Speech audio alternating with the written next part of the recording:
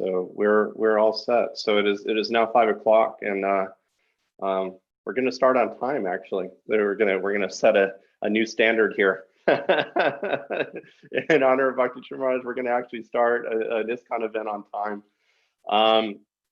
It's our pleasure to have you here. This is the ISKCON Alachua Memorial for His Holiness Bhakti Swami. It's great to have everyone here. I wish we were meeting together under different circumstances. I'm deeply grateful for everyone's willingness to join us and participate tonight as we get to honor His Holiness Bhakti Swami, my Guru Maharaj. And we have quite a few speakers lined up, and I'm really looking forward to just hearing from everyone and really deepening my feelings and understanding of Bhakti Swami through this humble offering. And I hope that what we're doing here is worthy of him and what everything that he gave to us. And so before we kind of get started here, we will kind of as we flow through the evening tonight, I don't want to forget to thank Damodar for joining us here to handle all the technical aspects of this. We could not do this without him, and so I just want to make sure up front to thank him for putting everything he has into getting all of this together for us so we can meet together. And so we'll start tonight. The basic agenda of the evening is Bhattacharya Prabhu has kindly offered to sing a very special song that I think we will all recognize as a tune, as a particular song. We probably first heard from Bhakti Swami actually singing it, and so I thought it would be something that we would all really like to start things off with here tonight. Once that is done, then we have a large lineup of speakers, and that'll run until about 7:45, actually, based upon all the speakers that we have. Prangovinda Prabhu, who was in Orlando with Bhakti Swami, is actually going to speak a little bit about his departure, and he'll do that at 7:45. And then we have a special bhajan that Prabir Prabhu will actually be singing for us at the end of the evening tonight. Of course, I know this is long. If everyone can't stay, that's certainly not expected that everyone has to remain the entire time. Stay as long as you can. We certainly appreciate having you here. This is recorded, so we will have an opportunity to see it again in the future. And so if you do have to leave early, we'll have that recording as well. And so without further ado, I'd like to introduce Bhattacharya Prabhu. When I first came to Krishna consciousness in Laguna Beach back in '88, I think, Krishna and Bhattacharya were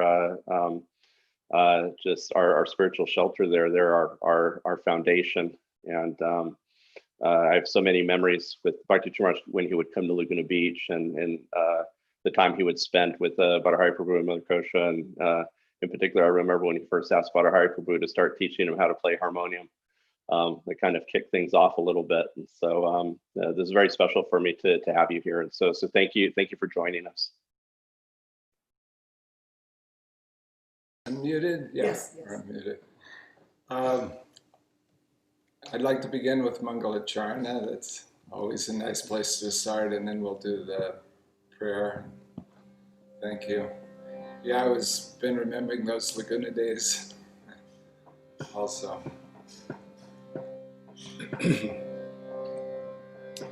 Om Jnanat Vedandasya Gyananjana Shalakaya Chakshuram Militam Yena Tasmai Shri Gurave Namaha Shri Chaitanya Vishnu Snapitam Yena Bhutale Swayam Rupa Bhaktaramaya Tati Svapadantikam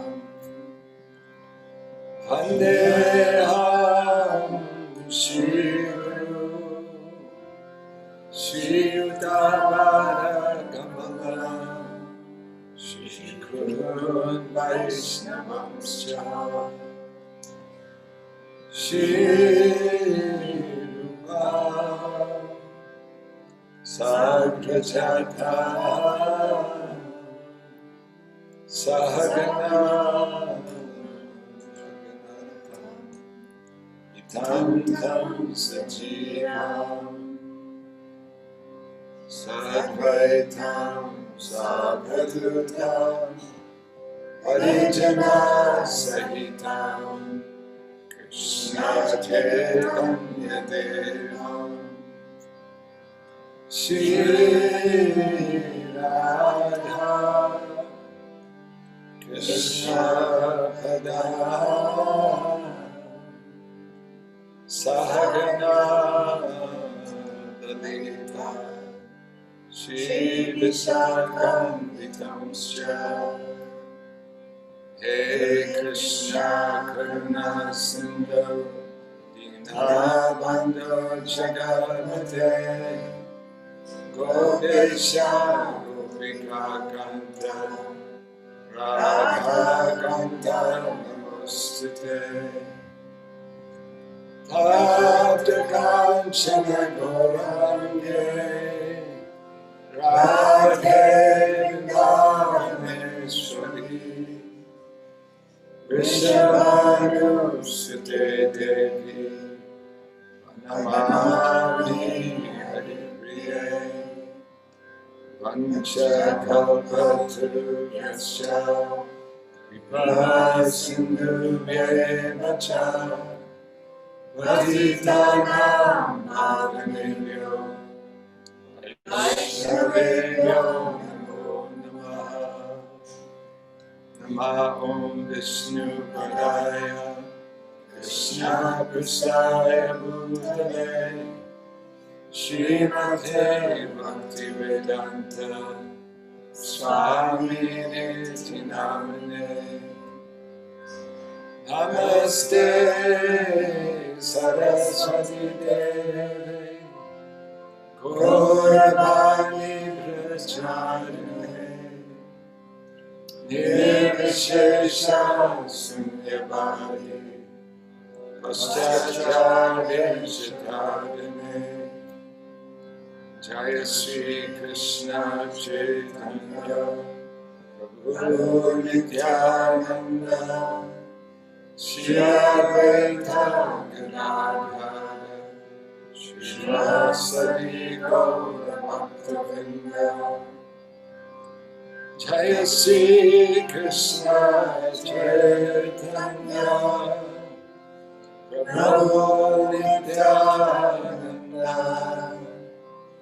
Shri Advaita Gadadhara Srivasadi Gaura Bhaktavinda Jaya Sri Krishna Chaitanya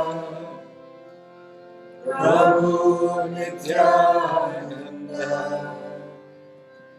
Shri Advaita Gadadhara Srivasadi Gaura Bhaktavinda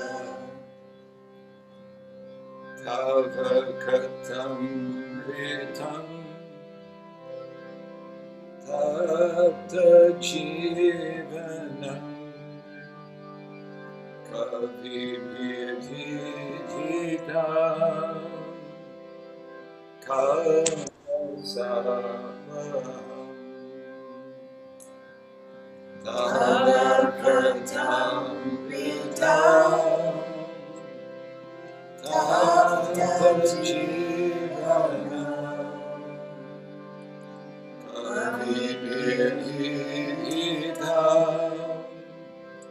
Kalmasavaham Tavakatam Ritam Tapta Jivanam Kavi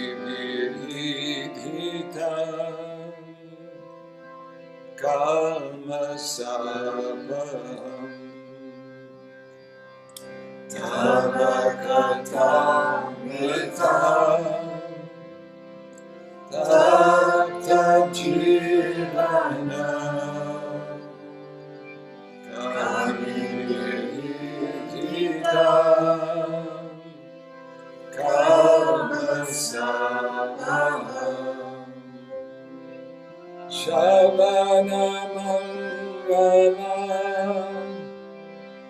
Shimadadatam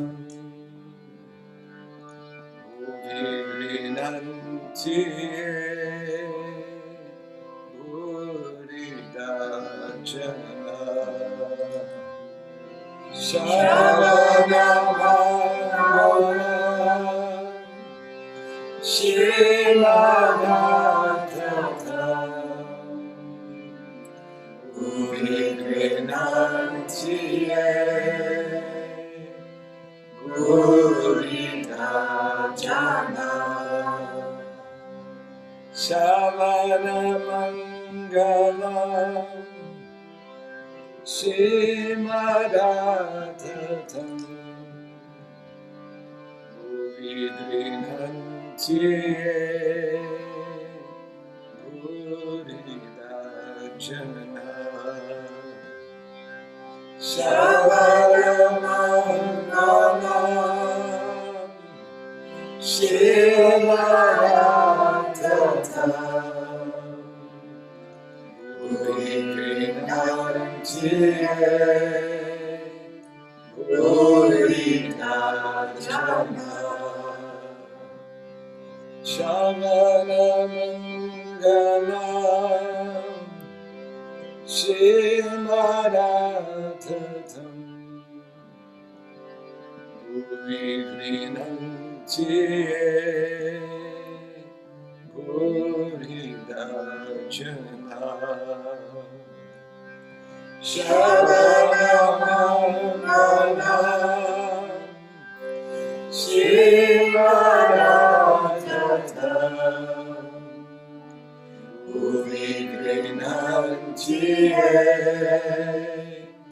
Buridachana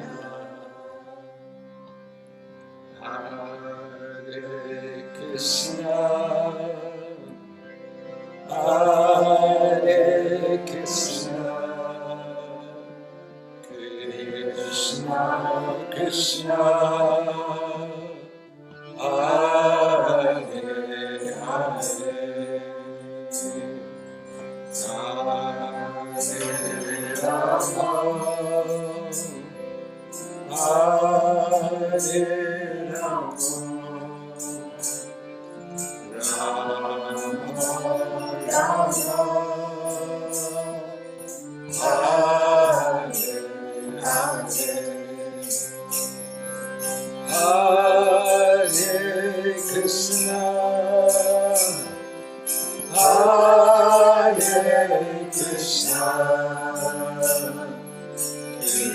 Krishna Krishna Hare Hare Hare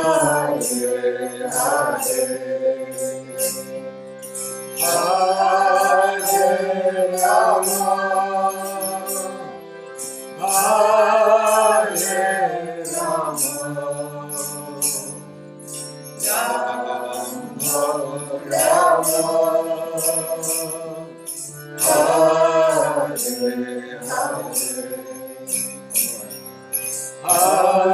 Hare Hare Krishna Hare Krishna Krishna Krishna Hare Hare Hare Rama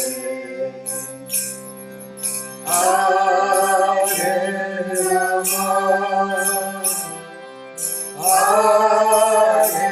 Rama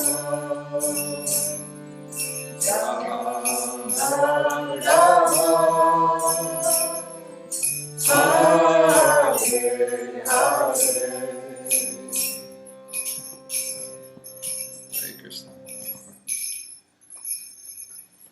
Thank you. All right, Prabhu, thank you so very much, Mother Kushrupa and Gormani and Gita. Thank you so much for being here and for offering this. I look forward to actually hearing more from you a little bit later tonight, as we have you scheduled to speak a little bit later on. Next, I'd actually like to invite Tamahar Prabhu. He's going to start off our remembrances this evening, and he'll be followed by Mother Mukhya.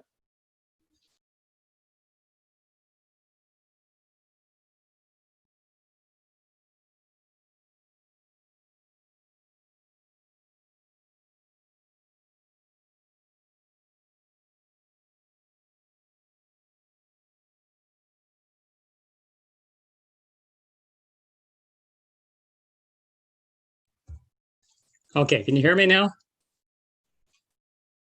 Is it all right? Okay, because it had the mute on before. All right. Hare Krishna. Namo Vishnupadaya Krishna Stavadare Shrimati Bhakti Vedanta Swami Tinamane Namaste Sarasvatam Gauravani Bhitarne Vishesha Shringavari Paschidari Sitarane. Obviously, tonight we're here to honor a very, very great Vaishnav, the passing of a great Vaishnav. And this brings out a lot of emotion for many of us. Of course, any devotee's passing is a loss, and we always feel that. We've been getting more and more lately, more and more of our God brothers, God sisters, and others have been passing. But I think Bhakti True Swami's passing is very impactful for many, many people. Maharaj touched the lives of thousands and thousands of devotees, thousands of disciples, but also God brothers, spiritual nieces, nephews, everywhere throughout the world. He was just an absolutely exceptional Vaishnav. And we all are feeling his passing very, very strongly. And of course, under the circumstances of passing from the coronavirus is, I don't know, I guess even more poignant, more difficult. But it has its own warnings for us there and its own lessons. But we don't want to go in that direction, because in whatever way Krishna decides to take back his children, that is up to him and not us. And we always say this, and almost sounds trite. We went back to Godhead, went back to Krishna. I just have to say, for whatever my spiritual worth is, which isn't a lot, I am 100% absolutely convinced that Bhakti True Swami is now with Krishna. And Krishna has called him back. And I had this realization in those last couple of days that it probably was an internal struggle going on, where I believe Bhakti True was ready to go back. Krishna was ready to take him, but he was being held by the prayers of thousands and thousands of devotees. At any rate, Krishna made his decision and took Bhakti True Swami back with him. And that's really the way that we have to see it. It's always bittersweet. We always say the passing of a Vaishnav is like that, because in one sense, it's wonderful that he now gets to be back with Krishna. What's not so wonderful is the rest of us that are left with the loss, which are left with our mourning for losing a wonderful devotee and a wonderful friend to all of us. I would like to particularly offer condolences to his disciples. I believe we have 4 in Alachua. Of course, Vishwambara Prabhu, who has helped put this all on, which I think is just amazing. And given this must be an emotional, difficult time, I'm so appreciative of Vishwambara to, be doing this and running this and making sure everything is happening as he does with everything. So thank you, Vishwambara Prabhu. Also his wife, Vrindavaneshwari Prabhu, and also 2 other disciples that are here, Krishna Priya Devidasi and Brajaraja Sutadas. So they are our community members. We certainly offer our condolences to them, and any help, anything that we can do for you, we certainly will. Also, since Maharaj moved to his DeLand project in Florida, we got to see a lot more of him. A lot of the devotees in the area did. In fact, I know, because I was in communication with him, there was several devotees in Tampa who were aspiring to take initiation, and I was supposed to give a disciples course to them so they could take that initiation. I don't know if any of them were able to or not, but that's a loss also, and we certainly pray that they'll get through this all right. And I'd like to offer a special condolence and prayer to my dear, dear friend and my dear doctor, Prabir Prabhu. Prabir is, of course, a wonderful devotee who would have soon taken initiation from Bhakti True Swami. In fact, I was so fortunate, because the last time Bhakti True Swami was here in Alachua a few months ago, it was actually just before the COVID shutdowns. I was honored to be asked to come to lunch with him a couple days at Prabir's house. And so that was I feel that was so wonderful and special that I did get some recent association with him. So in that respect, this has been difficult for me. Not all passings are as much, but I personally have found this very hard, and that it was very, very meaningful to me. I just had that sort of, respect and fondness for Bhakti True Swami. It's, of course, he brought that out in many people. Probably 5,000 devotees would tell you the same thing, what a special dear devotee he was to them. I had the opportunity to work with Bhakti Swami for maybe the 12 years that I was in the GBC until I recently retired. So twice a year we would all get together, and amongst the 32 of us or whatever. So I did get a lot of association with him, and I was always impressed with certain things. And I'm sure that these are themes you're going to hear over and over tonight. Because with Bhakti True Swami, he was one of those advanced devotees that there wasn't a private and a public. There wasn't sometimes he acts this way, sometimes. No, he was always the same, at least my experience with him. He was always a very advanced devotee, always Krishna conscious, always a gentleman, expert in Vaishnava etiquette. Just amazing the way he would care for devotees, the way he would treat and serve devotees, humble. You'll hear this, I'm sure, from many devotees. His humility was amazing. He had thousands and thousands of, I don't know how many thousands of disciples he has, but you would never know it if you were just sitting down and talking with him. He sort of, even though he was very educated, very learned, he sort of presented himself as just a humble, simple devotee, which is remarkable, given how much worship he was given and applause all over.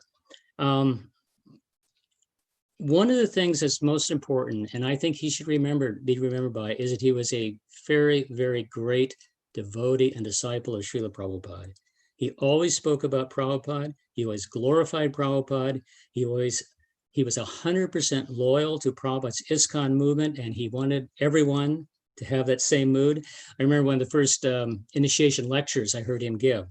He was telling his disciples, at least when I heard, he said, they're not just his disciples, they're initiated into ISKCON. They're initiated into the Vaishnava, into Prabhupada's line. They're initiated into this whole line of Vaishnavacharyas. And, so he had that mood that he was a messenger. He didn't take this for himself. He was Prabhupada's ambassador, Prabhupada's, Prabhupada's disciple, and simply bringing devotees to Prabhupada. And he always had this mood. And so therefore, no one was ever envious of him. Everybody loved him, because he was like this. Of course, I think Shesha told this story the other day, but I asked him once when I talked to him, I said, is it true I heard that you got all three initiations, first, second, and sannyas all at once when you first met Prabhupada? He was very humble, but no. He says, yeah, it was sometime. Well, I found out later it was immediately he got first and second, and a couple of months later he got a sannyas. So, he kind of downplayed it, but it's a fact that this is how Prabhupada perceived him. If you want an endorsement, that Srila Prabhupada immediately saw the qualities in him and initiated him up to immediately giving him sannyas. And so this was the type of caliber of devotee that he was. He always put Prabhupada at the center, as I said.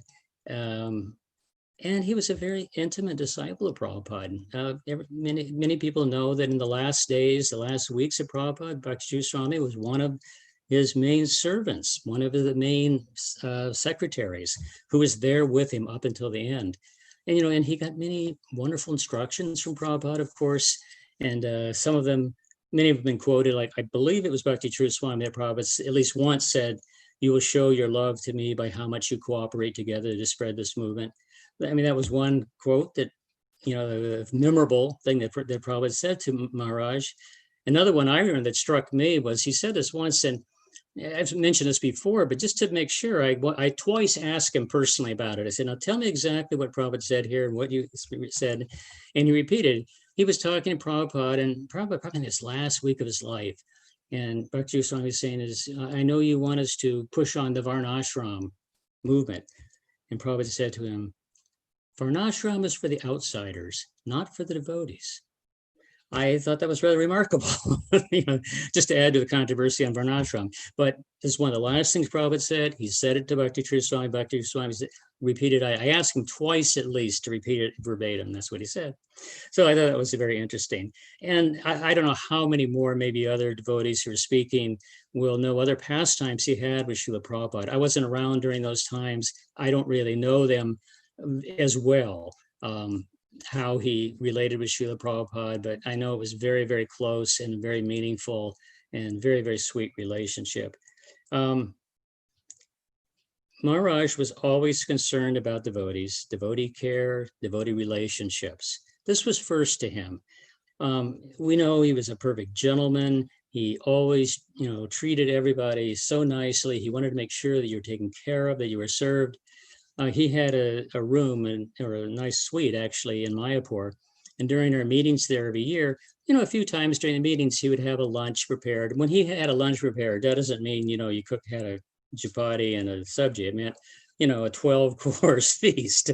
And he had wonderful cooks. He was a wonderful cook himself. Prabhupada personally taught him to cook, but he had wonderful cooks with him. And many people would be invited. And I remember that I was invited frequently, and I was surprised. And we weren't that close. I wasn't a big shot. I always thought I was one of the new guys, one of the less significant GBC members, but he never discriminated. He invited the householders, the ladies, as well as sannyasis, and we'd just all be together with him, taking prasadam, and that was always very nice. And he was always very concerned that everything was done properly according to Vaishnava etiquette.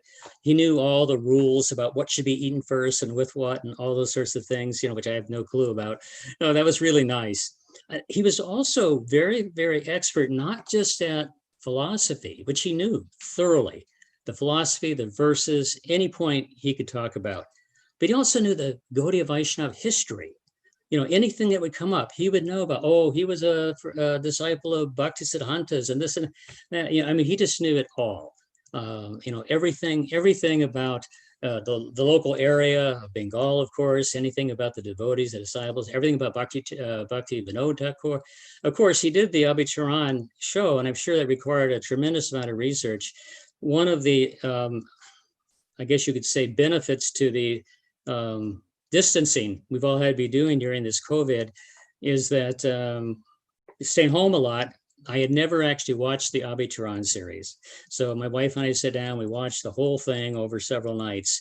And it's kind of addictive. You don't think about binge watching, we just watched one after another until it was time to take rest. It was really interesting and, well done. And I learned a whole lot about it, especially about Prabhupada's early life, Bhakti Vinod, Bhakti Siddhanta. And that was a tremendous work. That he, I was noticing on the titles, a lot of times he was the director, the producer, and the writer of some of the early episodes. So he put so much of his heart into the glorification of Prabhupada. This is just something that he always did. Again, concern for devotees. I remember once, there was something, might have been a misunderstanding or something during a GBC meeting. I don't even remember what it was, insignificant, but he came to me. You know how he is, he kind of holds your hand. And he just wanted to make sure everything was okay, that we had a good relationship understanding. I said, of course, Maharaj, but he was like that. He was just concerned about people and relationships, and he always wanted to do the right thing. Final thing about his sort of Vaishnava etiquette is we had one GBC meeting in Ujjain, which of course is his sort of home temple, his home ground. And at first I think some of us were skeptical, Ujjain out in the middle of nowhere, what's that going to be like? Well, I think it was the best meeting we ever had. It was just wonderful in terms of the facilities, the guest house, the service, everything. Of course, we blew out all electricity, with everything that we were doing. We were down for about a day in this small town. But at any rate, it was, again, just his care and his concern that everything was done nicely. He wanted to do this as a service to the Vaishnavas.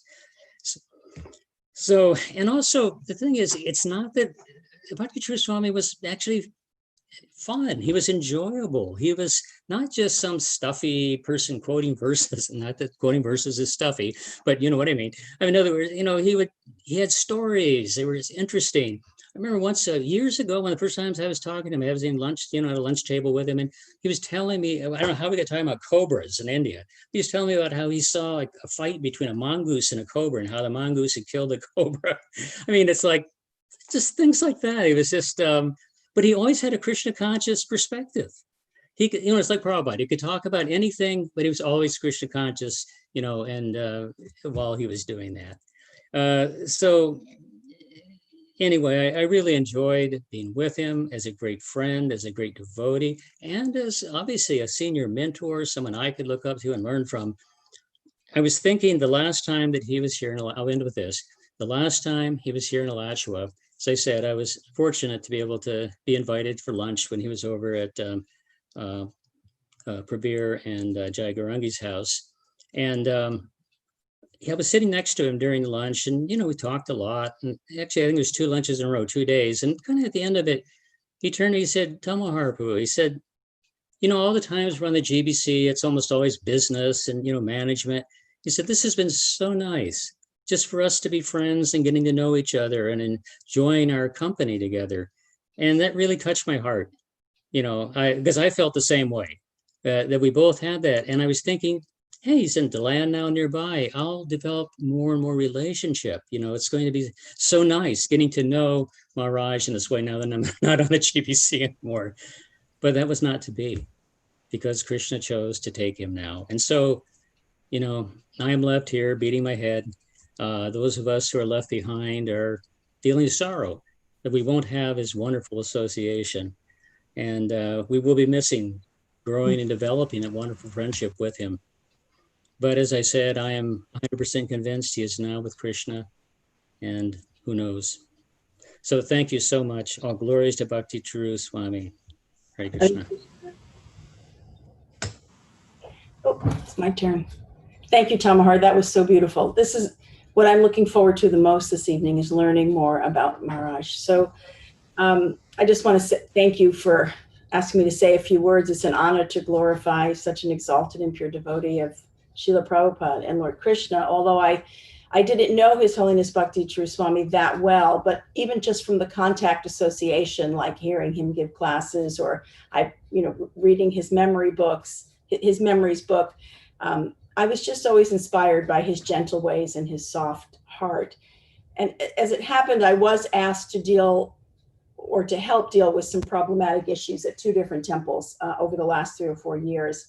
And Bhakti Charu Swami was somewhat involved with each of those two places. So my experience of discussing these issues with him really changed my own perspective on the problems. He thinks in a broad way rather than a sort of tunnel vision where one sees only the cause and the effect. His thinking was nuanced, and he saw an individual's life of service, like the good things they may have brought to Srila Prabhupada's movement and to other devotees also. And he considered all of that in how to choose to deal with what the problematic situations were. He didn't deny the problems, but it was very helpful to me to see the way he thought. He was really heart-centered, and how it looks when you bring that kind of thinking to a problem. So I would say he changed my thinking in a positive way, and I felt really grateful that I was able to work with him on those issues, even briefly. I wanted to say to all of his disciples that I understand the pain of this loss for you, and I do believe you will always have the loving support of the whole ISKCON family, especially Maharaj's worthy God brothers and God sisters. And there are some amazing times ahead for you when the magic of Guru Kripa will manifest to you palpably, even when your spiritual master is not manifest any longer. You'll see how the Krishna magic deepens. So I just say, please continue to take shelter, to pray for his guidance, to learn from him through all the words that he's left behind for you. And I just want to say His Holiness Bhakti Charu Swami Maharaj Ki Jai.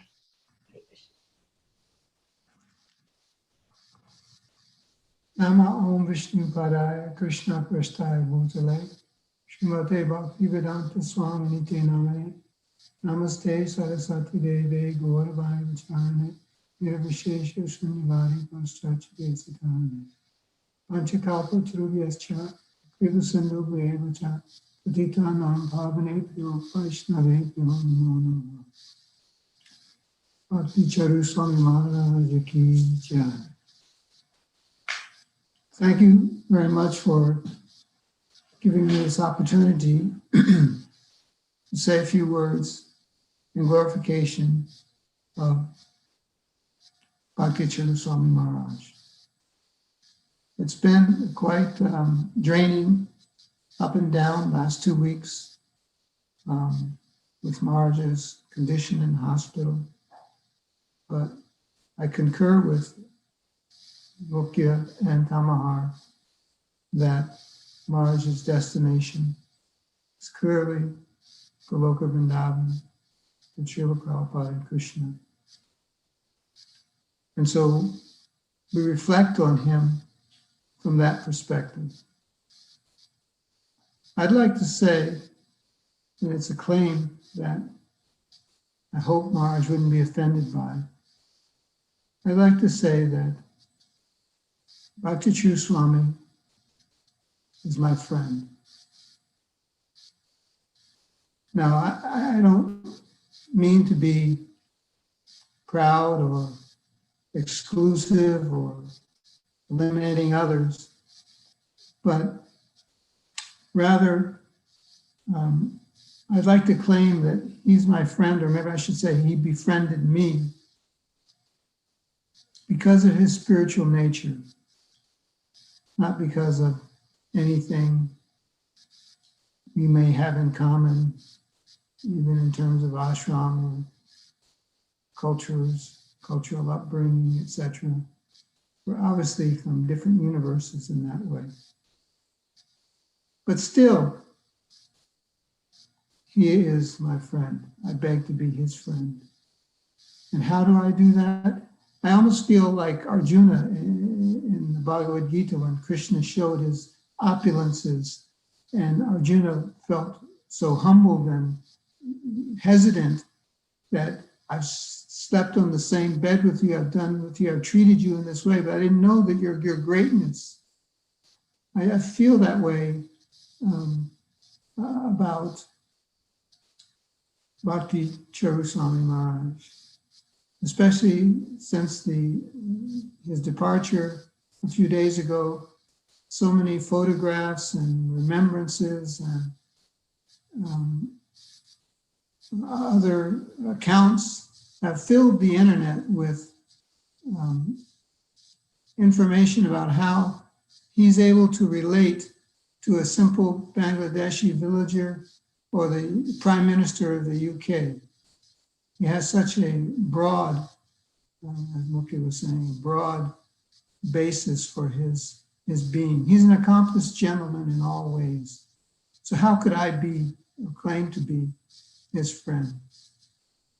Well, the only way that can happen is by the true spiritual opulences which were possessed by Bhakti True Swami Maharaj.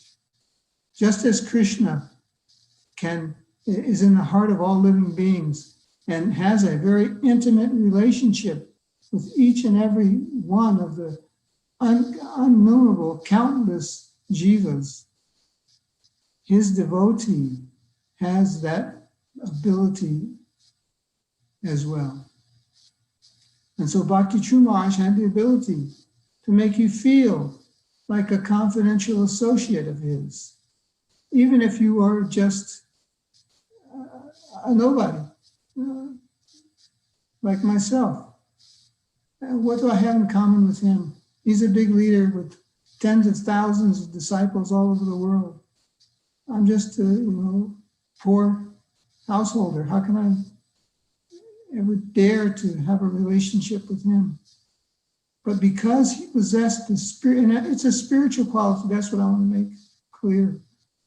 I perceive he has a spiritual ability to befriend all beings, just like our God Sister Mulakapiji spoke about Prabhupada, a friend to all.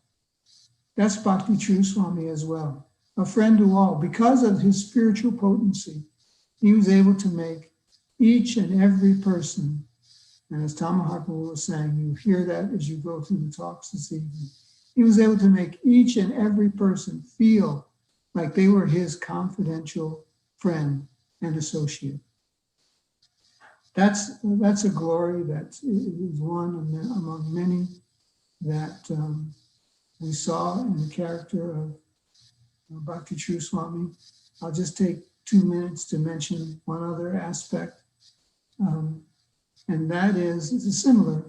That is that his defense of and loyalty to Srila Prabhupada and ISKCON. When we were in North America here going through some trouble with one of our major temples a few years ago, there came a time when somebody from the GBC had to go into the lion's den and make a declaration of the authority of the GBC. Had to go into a Sunday feast that was like a hostile takeover. And mild-mannered, gentlemanly Bhakti True Swami not only volunteered for the job, but went in and did a stellar very courageous act of declaring that this is Srila Prabhupada's ISKCON temple, and it shall not be taken in any other way. And he sort of, by that act, changed the tide in the struggle that the GBC was having to bring this temple back into the fold of ISKCON. And so I'll always remember him for that as a comrade in arms as well, kind of like a friend, but more the militaristic kind of a twist to it. But Bhakti True Maharaj was a wonderful person. If you ever wondered what people are like in the spiritual world, just study the character of Bhakti True Swami Maharaj, and you'll understand a little bit about what the spiritual world is all about. So with that, I'll end and offer my pranams to Srila Bhakti True Swami Maharaj. Hare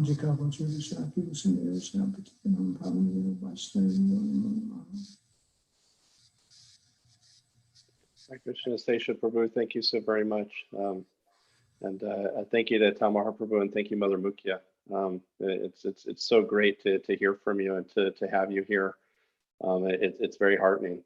And I look forward to more as we continue on tonight. So I just wanted to give a quick rundown as far as where we're headed here tonight in terms of our speakers. So Ambarish Prabhu will be speaking next, followed by Mother Swaha. And then our next group of speakers will come after that, and that's Mother Satyasara, Mother Shamla Kishori, and then Badahari Prabhu, Badahari Das Prabhu, and Mother Kosh Rupa will follow them, and we'll continue on. Thank you.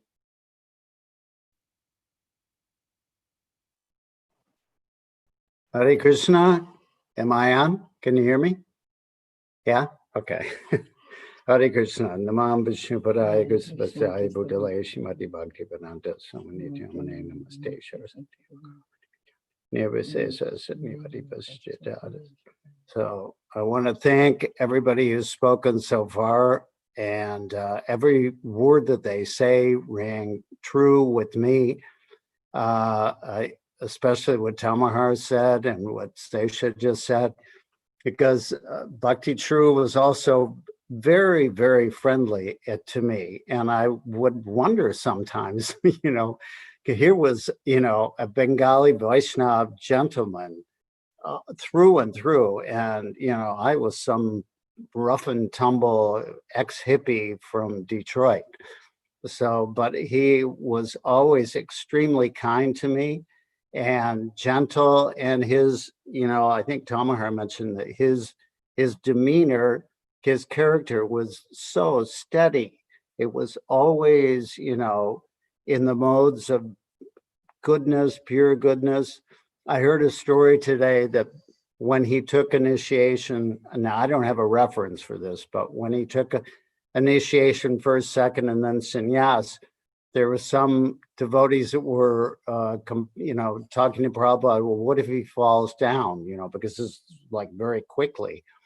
And Srila Prabhupada said, if he falls, he'll fall into the modes of goodness. So, that's the kind of character that he was, And, I've known him for many years. We've gotten closer recently because of the TOVP, but I met him for the first time in San Francisco. I had moved out there when ISKCON was going through a lot of turmoil in the early 80s. And he came out to visit Atreya Rishi, who was the head of the project out there. So we would drive in the car, and Atreya and him would argue, and Maharaj was always talking, as I think Tamahar and Sesha said, so you have to stay within ISKCON. ISKCON is Prabhupada's body. Prabhupada is the founder of Acharya, was loyal to a T to Srila Prabhupada and to ISKCON. And so I was immediately attracted to that because I've always been a company man. So, he and I saw eye to eye on that Of course, he was much more surrendered than I was, but still, it was very sweet to always be with him. And you know, he came to our wedding in Australia, and you know, it was, you know, very kind of him to come there and bless us.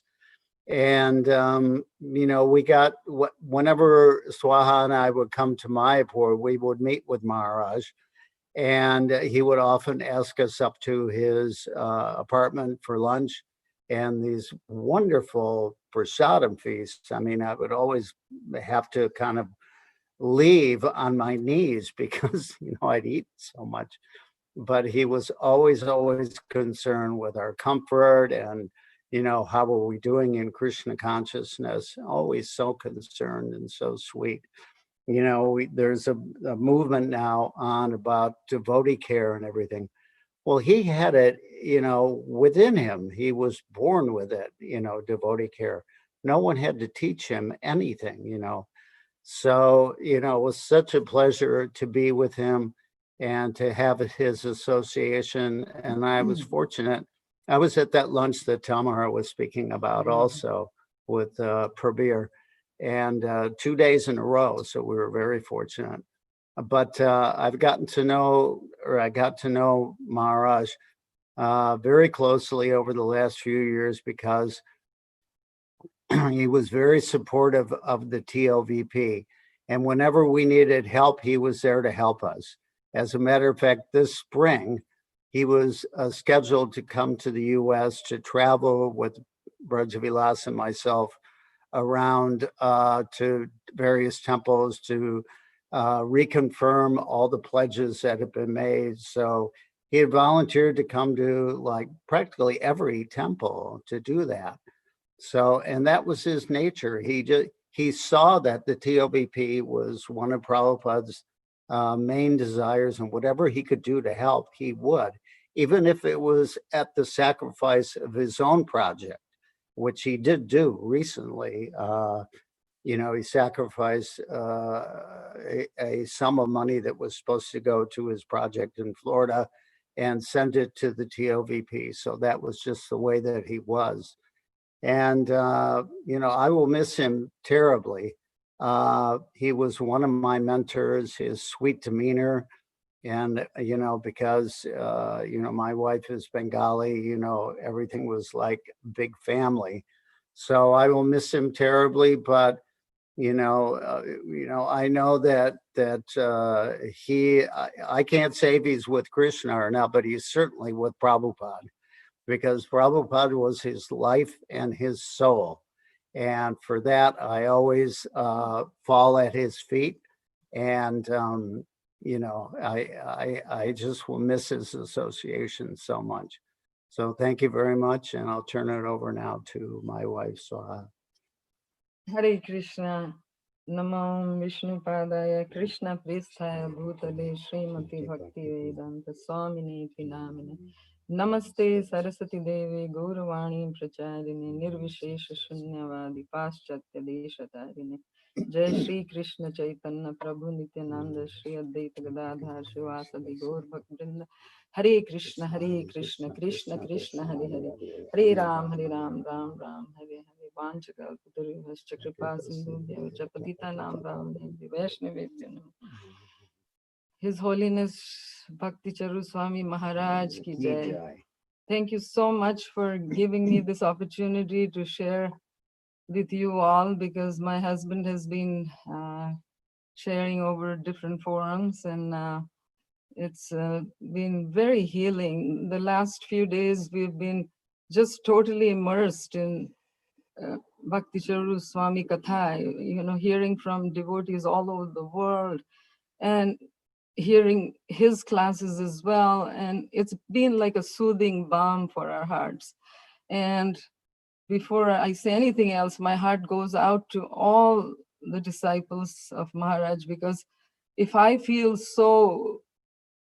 such a feelings of loss, I can only imagine how you all are feeling. And I don't know if you watched the program that my husband was on from Mayapur, and we are trying to do something to help you channel your grief by helping build Maharaj's Samadhi in Mayapur.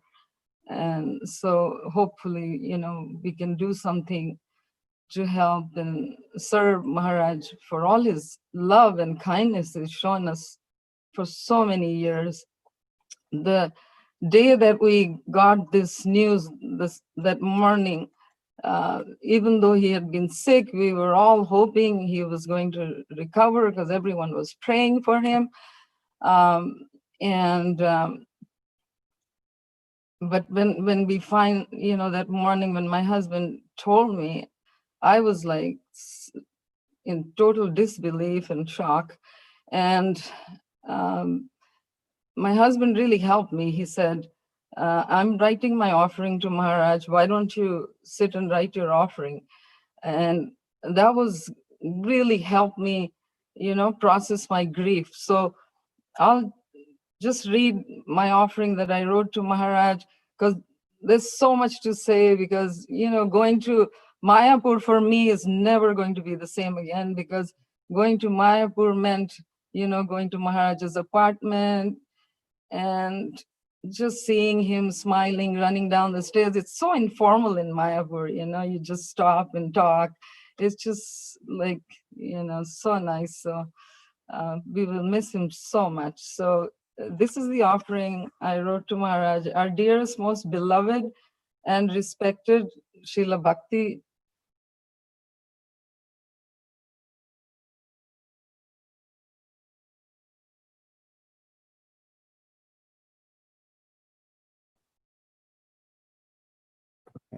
Okay. My heart weeps and tears flood my eyes as I write this humble offering.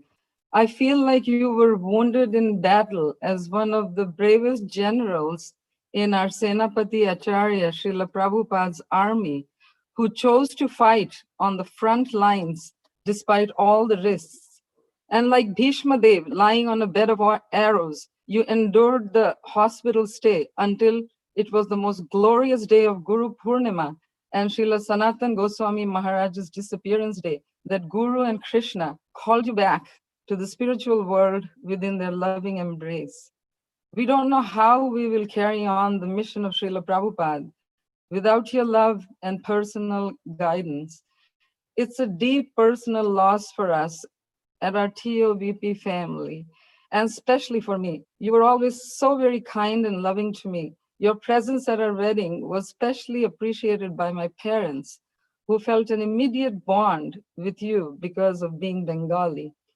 I remember sitting down to take prasad at Srila Prabhupada's centennial celebration, and you were seated beside my good husband.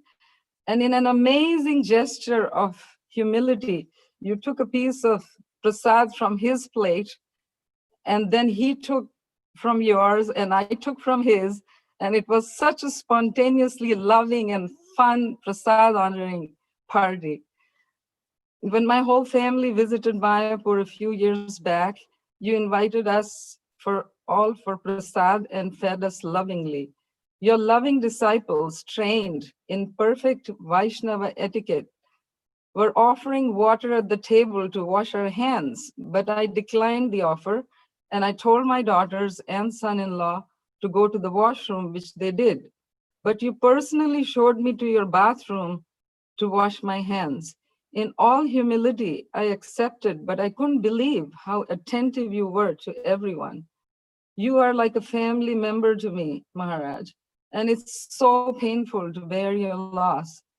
When you came to take prasad at my home the last time, you personally cooked a prep to show me one quick and easy prep. I will forever cherish that memory. When I went to the temple that evening, my friends told me how you had said that I had served you wonderful Bengali prasad. Tears of appreciation welled up in my eyes because I had felt that my cooking was not quite up to the mark that day, and certainly not up to the standard how you feed us in Mayapur. You have always been the most stalwart supporter of the TOVP and organized a fundraising event in Kolkata where you enthusiastically led the whole ceremony of the Abhishek of Lord Nityananda's Padukas despite suffering from the pain of shingles.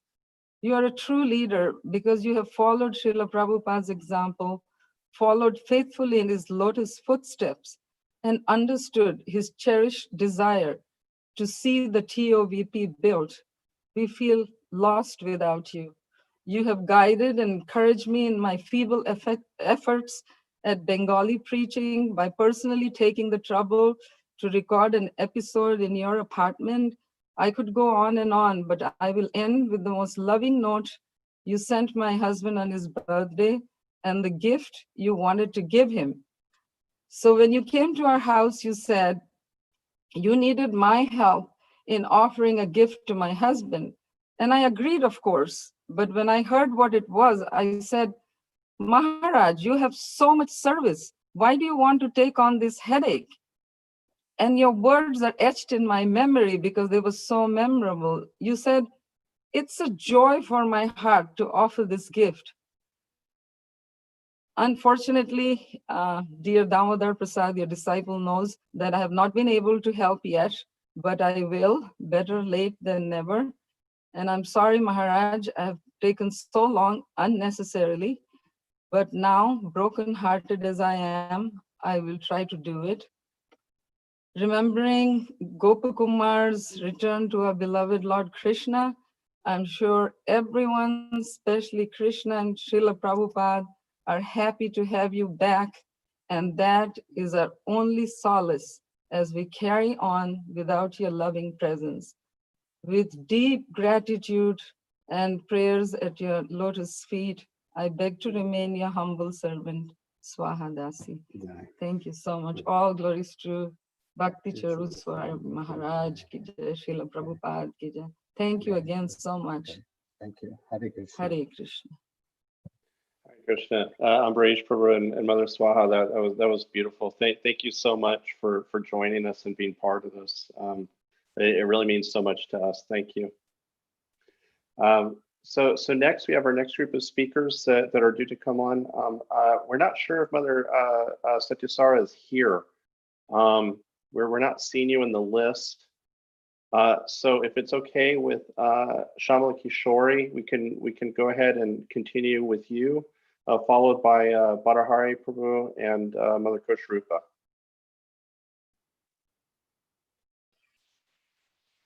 Hare Krishna, everyone. Please accept my humble obeisances. I feel very honored and grateful to be part of this Sangha. It's actually been one of the most devastating times of my life. It's been very difficult. I always, as a kid, as a child, I always anticipated this day happening. And even though I anticipated it so much, when it actually did, I was overwhelmed with how painful and how shocking it was, despite knowing that this is inevitable. And I've been thinking so much about Narottam and Srinivasacharya and how much separation they felt from all the acharyas that were older than them were slowly passing away. And those of us in the younger generation are just going to experience that one after the other, all these wonderful devotees that mean so much to us. Personally, Bhakti Charu Maharaj was, as Sesha Prabhu was saying, he made everybody feel like he was part of their family. And he did that with my family. He was also my Shiksha, he is my Shiksha Guru. I first met him when I was about 3 or 4 years old. We were living in Rotterdam in Belgium. My family, my sister was 2 years older than me. The first memory I have is looking at him arriving.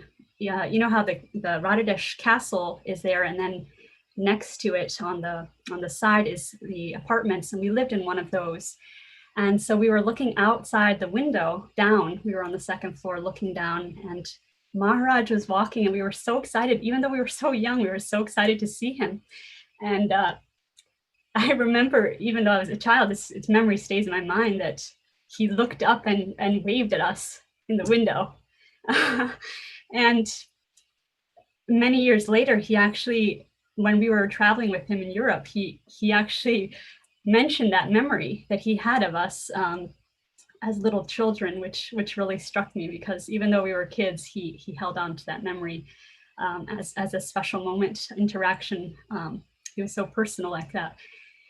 One little anecdote from his time in Radhadesh. He stayed there for about a month. I was, of course, very young, so I don't remember everything.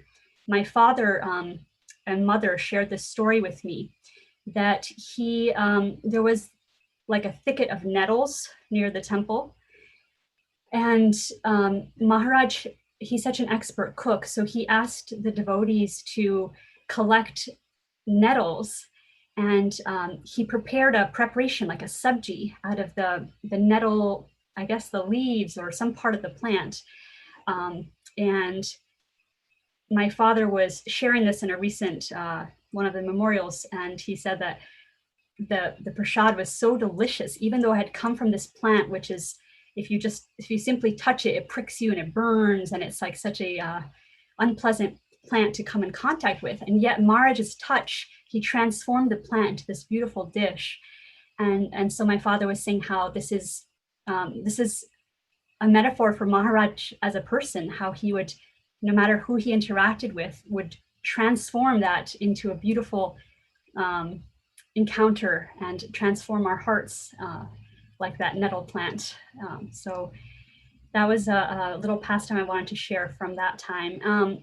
Later on, when I was living, I grew up in New Goloka community in North Carolina, and it's a very small community, but somehow, despite the smallness of it, I got this incredible fortune that Maharaj came there to have his base in America for several years. He had his base in Durham, North Carolina. So over many years, he would come there very frequently and give us his association. And at that time, of course, being a teenager, I think it was his impact on my life at that time was, I don't even know where I would be now if it wasn't for him, because as a teenager, it's very a time where you're very impressionable. And Maharaj's influence on my spiritual life was so important to me in those years. He became, he just became so dear to me and my family and my sister. We asked Maharaj, is there any way we can get more of your association? And he invited my sister and I to come with him to Europe over 2 summers. So we actually traveled with him through many different countries in Europe, and anyway, I have many memories of that, but to keep it short, just a few things that come to mind. He would ask my sister and I he would request us to play mridanga for him, actually, in different programs. And I was always very touched by that, because there was many, men who could play, but he would call us over and, can you play mridanga? And he would ask us, and we were young, and it really meant so much to us. It really encouraged us in our spiritual lives. He was like a father to us. He took us under his wing. And also I was reflecting on how he was like a grandmother, because he would ask us about our meals, about how's your accommodation, all the things that a grandmother would do, very warm and friendly. And he showed us how to cut a mango. Like he said, that proper way to cut it is little squares. And so then you can kind of pop it out and eat the squares without getting the fibers in your teeth.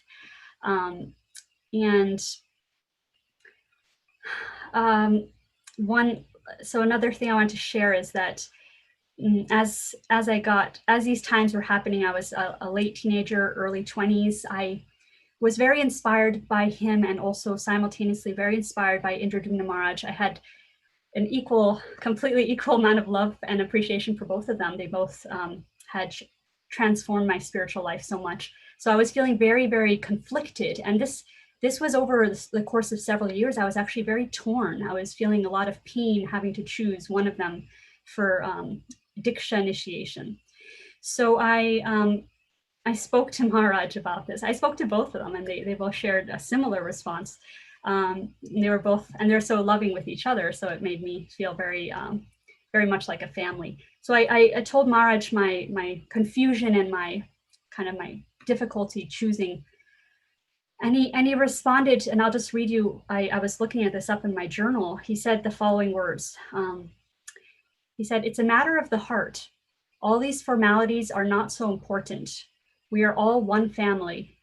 My relationship with you will not change no matter who you choose." And he said it's a matter of the relationship and of gratitude towards that person.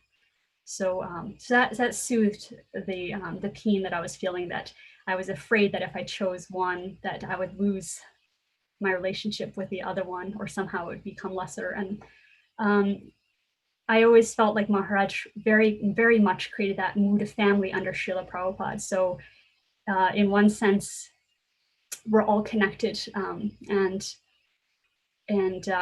he demonstrated that again and again by having these yearly retreats, and he would dedicate like the evenings or one day where he would have us speak about Prabhupada, like all the devotees. And even if you were nervous, you had to speak. You had like 10 minutes to speak about Prabhupada or something. So he would encourage us and kind of train us how to appreciate Prabhupada and put him at the center of our lives. And he even made his Vyasa Pujas, he called them Srila Prabhupada Memorial Festivals. So he really created that mood of unity underneath Srila Prabhupada, which I'm eternally grateful for. I just want to end by saying that as painful as this time has been for me and for so many of us, I'm finding so much solace in these discussions and sharing of pastimes. It keeps the heart going. It's like so intense that sometimes the pain it's like my father described, can be like a tsunami wave. It just knocks you down and you don't know how you're gonna ever be able to go on. So thank you all so much. Hare Krishna.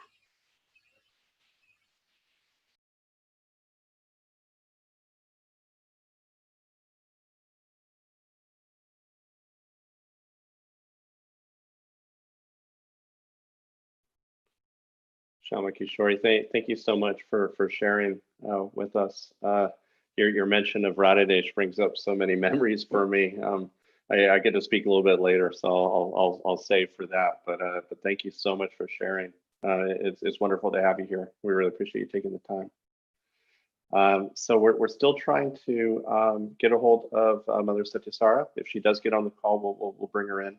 But we're going to go ahead and continue to move on. So we're going to ask Bhadra Hari Prabhu, followed by Mother Kushrupa, to speak.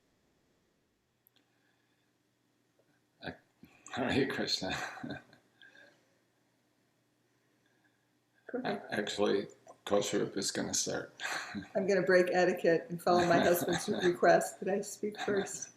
Hare Krishna, dear devotees. It's such a joyful and sorrowful time to be with all of you here. Likewise, we've been hearing and chanting and listening to Bhakti True Swami sing his bhajans and singing kirtans with memorials all over the world the last few days. And before that, all the kirtans that we were all engaged in to pray for, begging Krishna for Maharaj to stay with us just a little bit longer. And I was remembering the first time I met Bhakti True Maharaj was when I was in Vrindavan. I was quite young, and I think it was 83, and I was with one of his servants, somebody who was helping cook prasadam for him, and we were in the Krishna Balaram guest house kitchen in between lunch and dinner, and Maharaj came in. He came in and he had a conversation with both of us and spent a good half an hour with us, and he was showing her some things with cooking and kind of took over, and it was, I was thinking, I've never met a Swami like this before. And I was so deeply affected by his demeanor and his very apparent kindness and inclusiveness and everything about him. So I was, completely attracted to him and wanting to get his association whenever, however, and whatever service, humble service I could render. And a few years later, Bhadra Hari and I returned from Vrindavan and to Laguna Beach Temple, and it was a very chaotic time in our movement, and many of the spiritual masters had left, or initiating gurus had left, and we were asked to take over managing Prabhupada's temple in Laguna. And we had our service, we were fully engaged, but there was like a tsunami of new devotees that came. There were so many new devotees that came.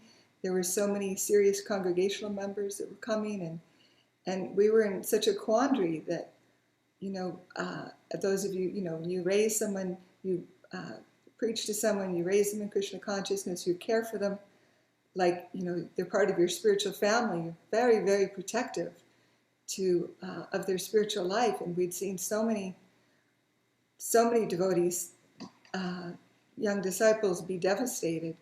And we were just by the previous goings on in the society. So, I felt like a mama bear. It was like I wasn't going to let anybody near our new devotees that I didn't completely know and trust and could wholeheartedly recommend, and knew their past and knew their character and all of that. And so Vadahari and I had discussed it at length, and we were like, okay, the only one we know and trust enough is Bhakti True Swami. So we invited Maharaj to come, and to our great delight, not only did he come, and not with any agenda, just please come and help us. We have so many young devotees. Please come and help us train them and preach to them, and some may, want to take shelter of you. So from that time on, he came, and he came at least every year, sometimes more than once a year, and he spent time, and it wasn't an official when he came, he was part of the family. He was we were running a restaurant, and our Sunday feast at that time got about 400 guests, and we were only like 15 devotees. So it was, we were tired. Everybody was just exhausted. And on Sundays, Bhakti True Maharaj would say, you've all been working so hard, I'm going to cook lunch for everyone. And he'd go in the kitchen and cook lunch for the devotees. And, we'd say, no, Maharaj. And he'd say, and he'd insist, and we're like, okay, go for it. We're like, please, by all means, just to be able to have the benefit of actually honoring his prasadam.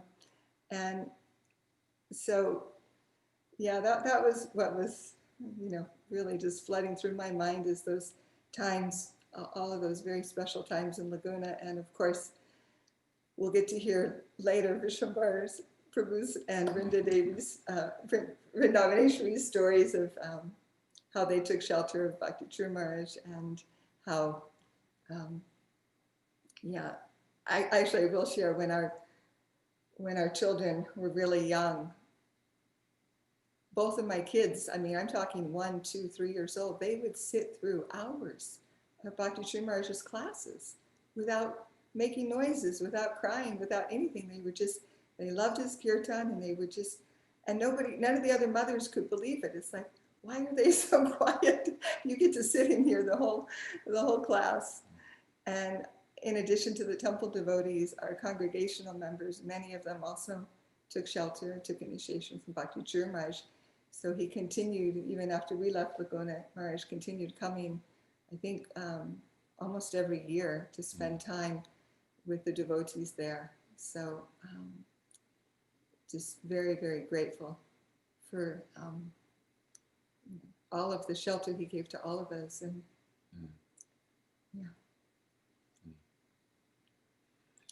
Yeah, as Coach just said, I remembered taking over as temple president, or I don't know if it was, I don't know if you could call it taking over, being taken over by temple presidency. And it was a difficult time. Everything had switched. Previously there was some kind, if you were a temple official, there was some kind of authority, and but when we, took up the responsibility, it was, pretty much the devotees had lost a lot of faith, and it was a very uncertain time. So to have Maharaj's association at that time was just invaluable, to really see here was a person with no personal agenda. It was really clear. It was like Kosha said, he just came and he was part of the family.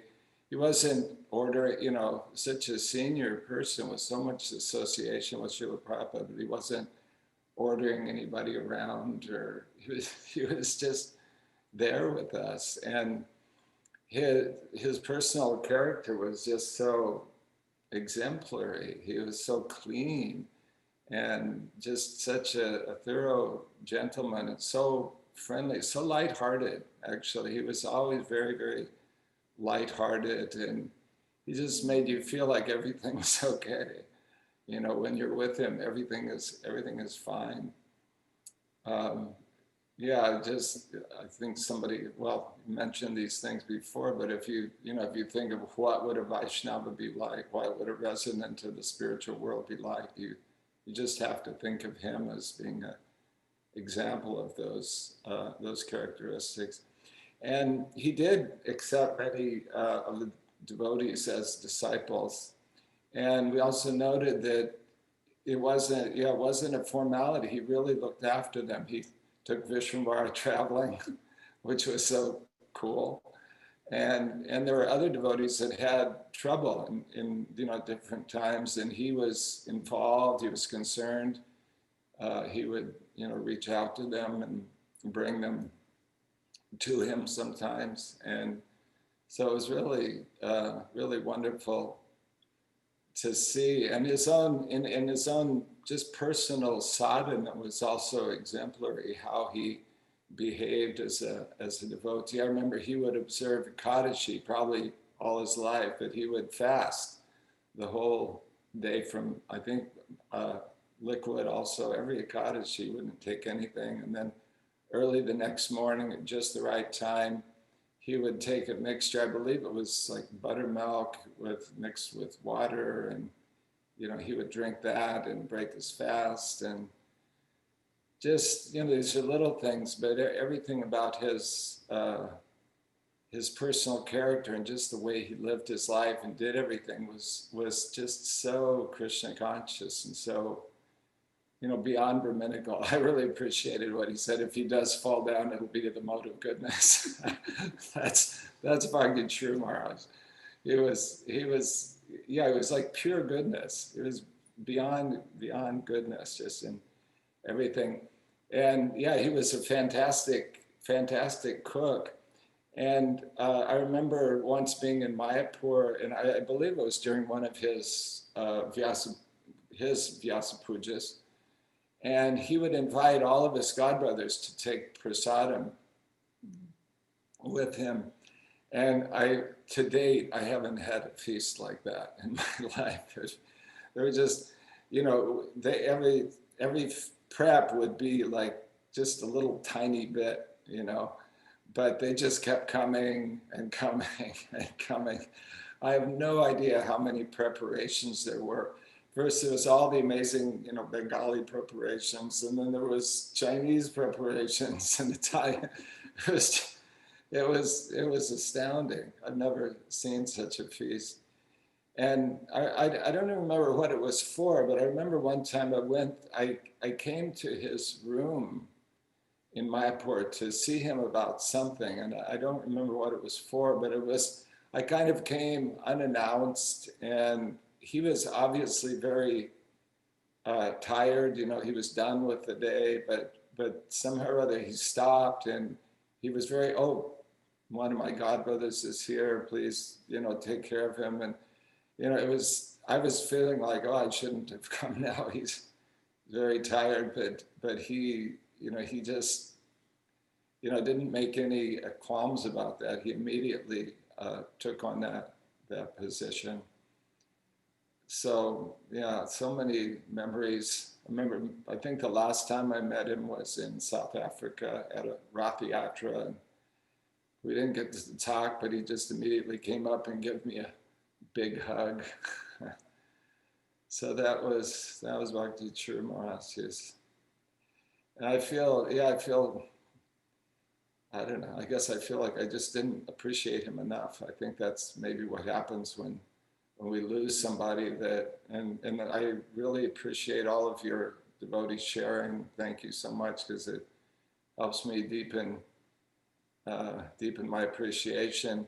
You see him as a wonderful gentleman, is amazing, but actually, you know, he's an empowered Vaishnava, you know, just really beyond beyond my ability to understand who he is. Who is this person? Is really beyond my ability to understand. But hearing from you and hearing your experiences helps out. I just wish I could have been more appreciative when I knew him. But anyway, I guess that's all. Thank you so much. His Holiness Bhakti True Maharaj Ki Jai. Gaura Bhaktivinoda Ki Jai. Hare Krishna, Bhakti Hare Prabhu and Mother Kosrupa, thank you so much. Really appreciate it. And again, just we're hearing about Radha-Deshan, I heard Laguna Beach, a lot of memories. So I will hopefully get an opportunity to share some of those a little bit later on. So actually, Mother Satyasara has joined us. Another stage for I know I had mentioned maybe you go next. If it's okay with you, we'll invite Mother Satyasara to go and speak. She said she just has a short thing she wants to say, and then Ananda Sage Prabhu, you will be right up after her, followed by Mother Nartaka Gopal and Mother Sri Garangi, and then Brajarudra Sutta Prabhu. If it's okay with you, we'll invite Mother Satyasara to go and speak. She said she just has a short thing she wants to say, and then Ananda Sage Prabhu, you will be right up after.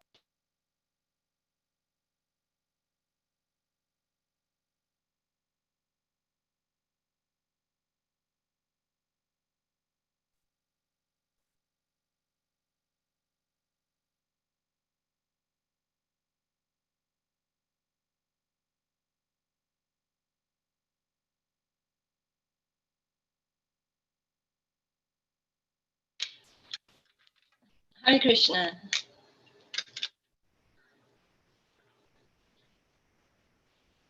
Hare Krishna, can you hear me?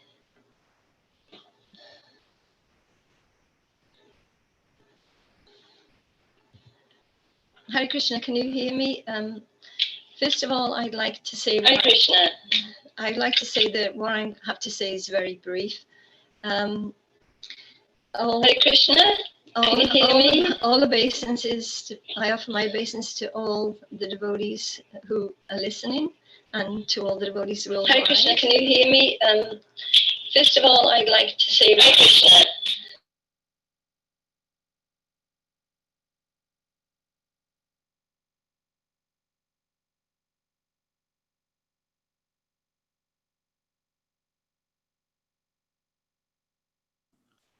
Okay, it appears that there's something playing back that the video back again. So I'm just going to unmute Vishwambar Prabhu, and we're going to see if we can resolve that with Mother Satyasara in a little bit. Okay, yeah, thank you. Sorry for the technical issues there, Mother Satyasara. We'll get you sorted out. Damodar will get on that with you, and we'll get you back on track. In the meantime, though, we will ask Ananda Sage Prabhu to please join us, and we'll continue.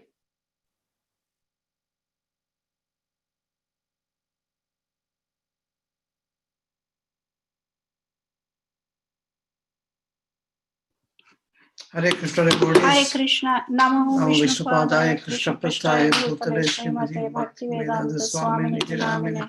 Namaste Namaste Saraswati Saraswati Devi Deve Gauravani Gauravani Pracharine Nirvishesha Shunyavadi Shunyavadi Pashyatya Deshatarine.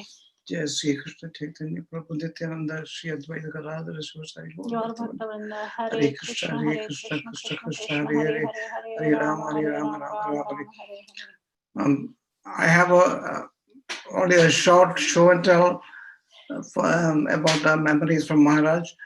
And my only interaction with Maharaj was a couple of years ago.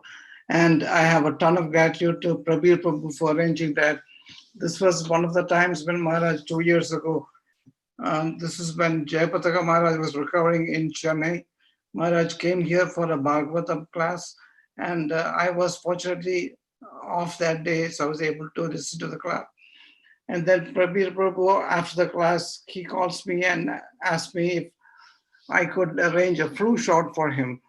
And I immediately just took up that opportunity, dressed up, and went to my work and asked them to follow me.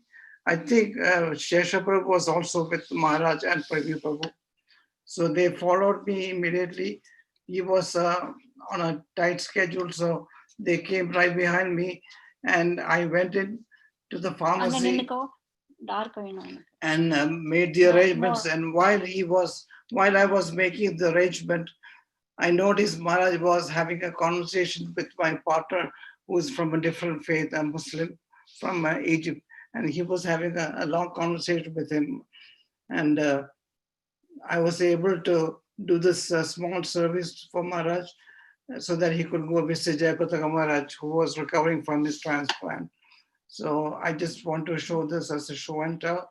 That was my only interaction with Maharaj. And I noticed he was so gentle and humble all the time during this very brief interaction.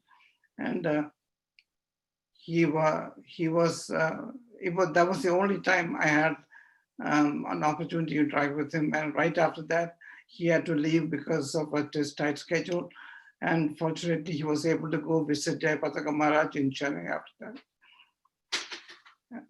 And that's all I have to share about Maharaj. But of late, Maharaj has been giving a lot of classes from Ujjain, and my wife at night here, she puts up the Bhagavatam class.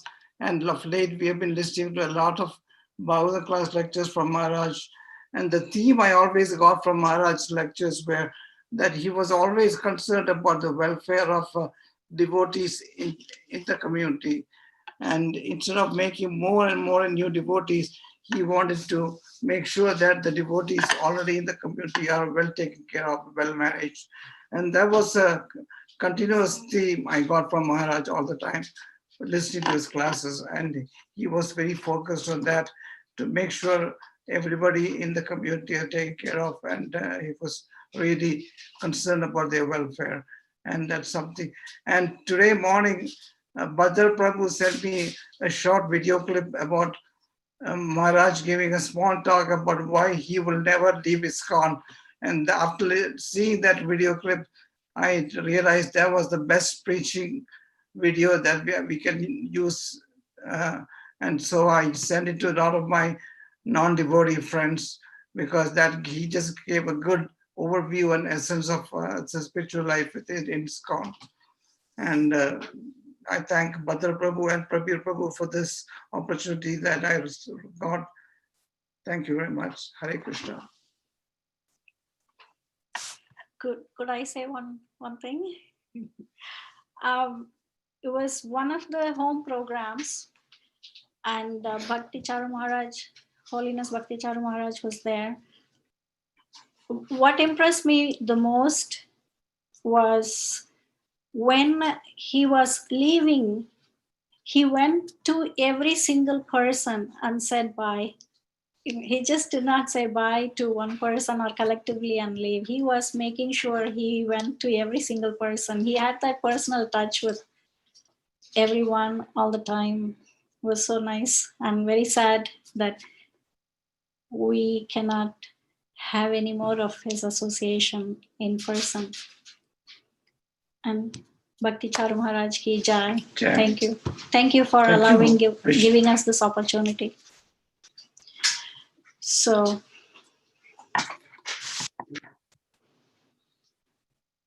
And Mother Narataka Gopal, you're up next.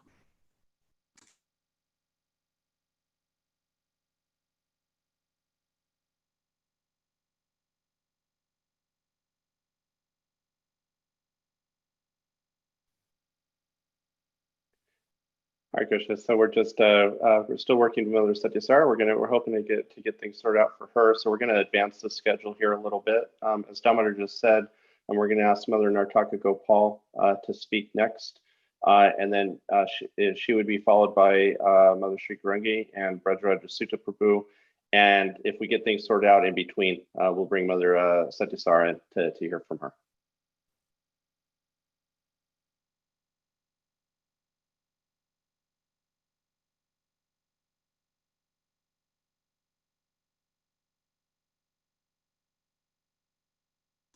And Mother Nartaka Gopal, if you're there, unfortunately, we can't hear you right now.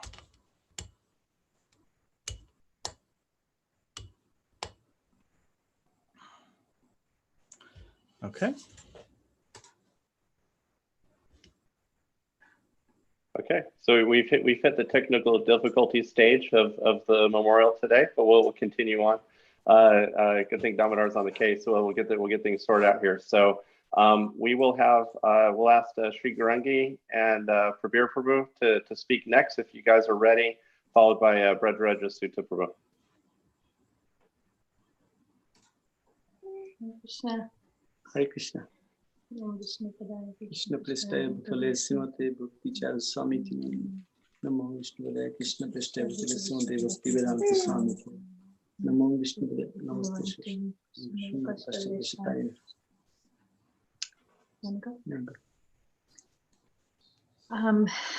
The very first time I remember meeting His Holiness Bhakti Charu Swami, I was just coming to the Philadelphia temple. And I wasn't sure if I wanted to be involved with this nun or not. And he was giving an initiation ceremony. And it was so sweet because he personally sang the Brahma Samhita prayers. And I thought after that ceremony, I want to be a part of this. I want to be a part of this world. And so I would come every Sunday to the temple. And whenever Maharaj would come, he would always used to sing the Tavakatamritam prayers. And they were just so beautiful. And, before I could even memorize any Bhagavad Gita or any other slokas, I always knew the first stanza of that prayer because he would always sing it. And it was just so, so beautiful. And he just gave a glimpse of how beautiful the spiritual world is. One thing that strikes for me, 2 points that strikes for me actually from Maharaj is his sweetness, his relationships with devotees, and his sincere dedication to Srila Prabhupada. My Guru Maharaj said every single time he would come to New Vrindavan, my Guru Maharaj, His Holiness Varshana Swami, would always say that Bhakti Charu Swami would always ask him, how is your health? How are you doing? Who's taking care of you? Are all your needs being met? Very, very personal.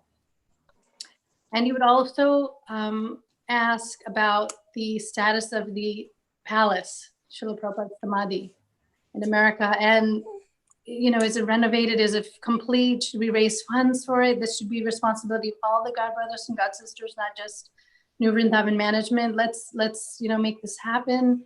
He was very, very keen on that being completely renovated to close sooner than later. And that really, these two things really touched my Guru Maharaj's heart. Every time he would come, he would ask about these. And we had the opportunity, the very good fortune for Maharaj, for Bhakti Charu Swami to visit us this past few years.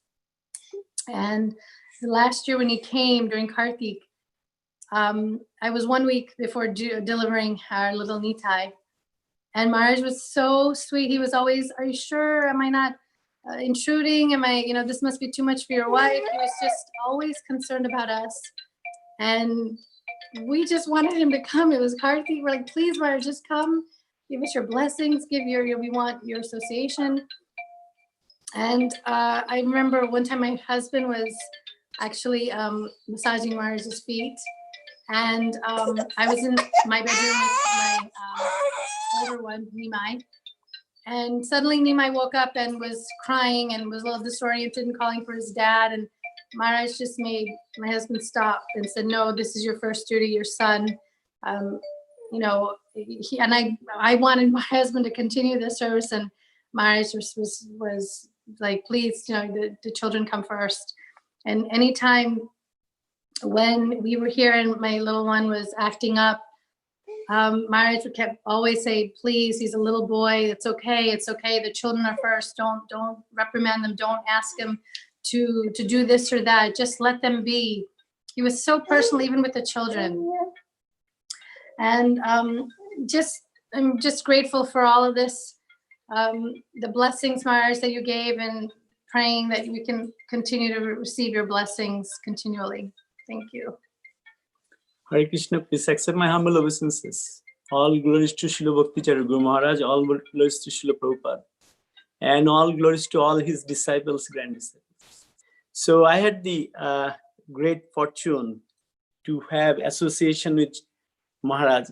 Actually, all of you are more fortunate than me because you had longer years, but I had last 2 years. First, I knew Maharaj before in New York, but came contact closely in Sheshu Prabhu's house. And actually, Sheshu Prabhu's house, Sheshu Prabhu first introduced me as a doctor. Maharaj was a little sick. And I'm just giving you one example how Maharaj was so nice to how we behave. So I mentioned one that Maharaj, I'm taking shelter of Sheshu Prabhu, and then Maharaj said, oh, you should take initiation from Sheshu Prabhu. Then we didn't talk anything about that, but then he asked me next day to Vishwambara Prabhu's house to see him. So I went there early morning, and then Maharaj said again that, oh, you should take initiation. And I told Maharaj that, Maharaj, I was from another Sampradaya. I got my Harinam initiation. Oh, he said, oh, that's okay. You take second initiation. Then I said, Maharaj, I'm not sure Sheshu Prabhu will give, but shelter means, I'm taking association of his Sheshu Prabhu. Then Maharaj said, oh, that means you have to understand, when you say shelter, it means that you are taking initiation. So I said, I apologize. So I understand that Maharaj, how, he was so meticulous about what we say and then we do. And so I just want to mention few occasions, Maharaj, how he was, like as my wife was mentioning, last year he came twice.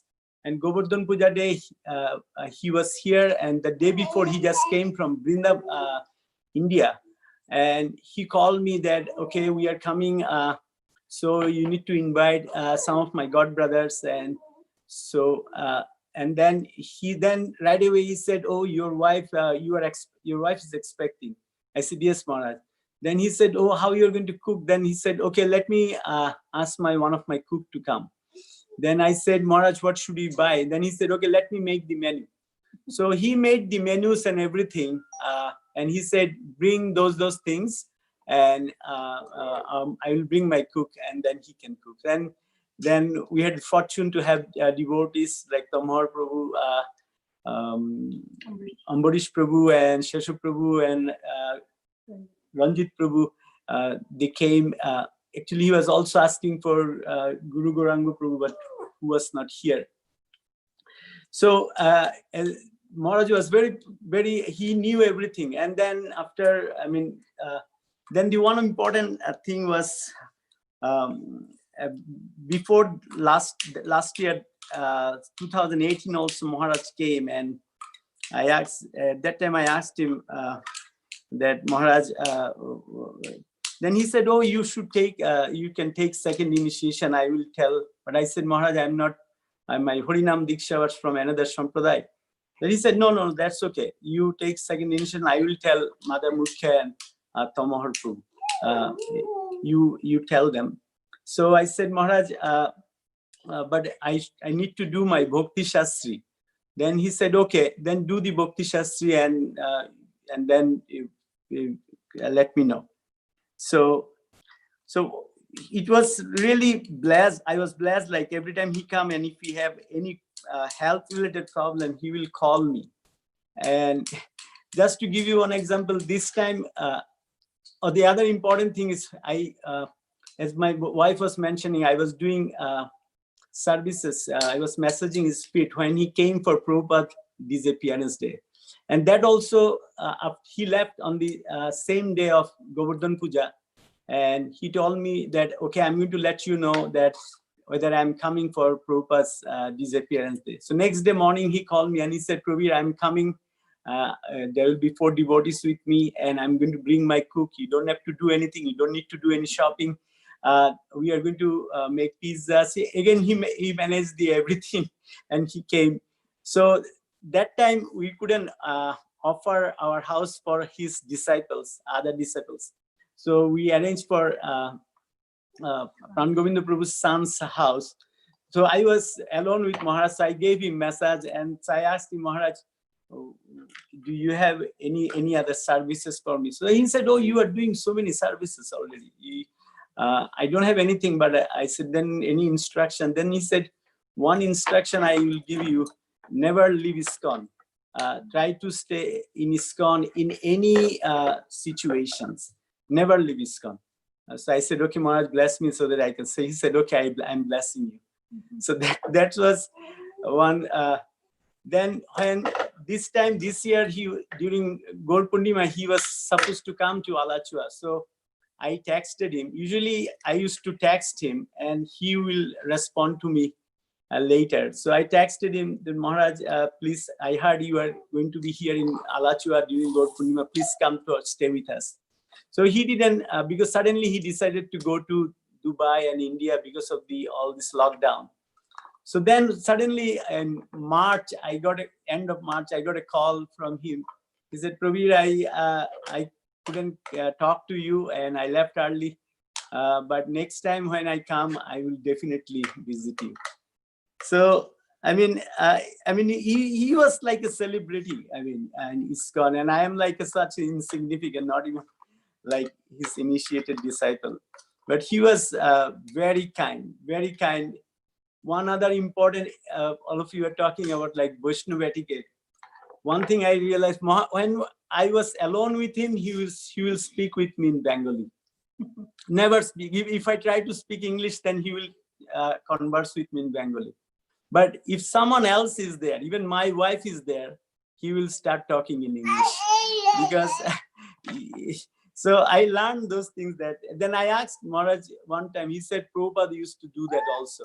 He said, when I was with Prabhupada alone, then Prabhupada will speak Bengali with me. But in presence of other devotees, he will speak English.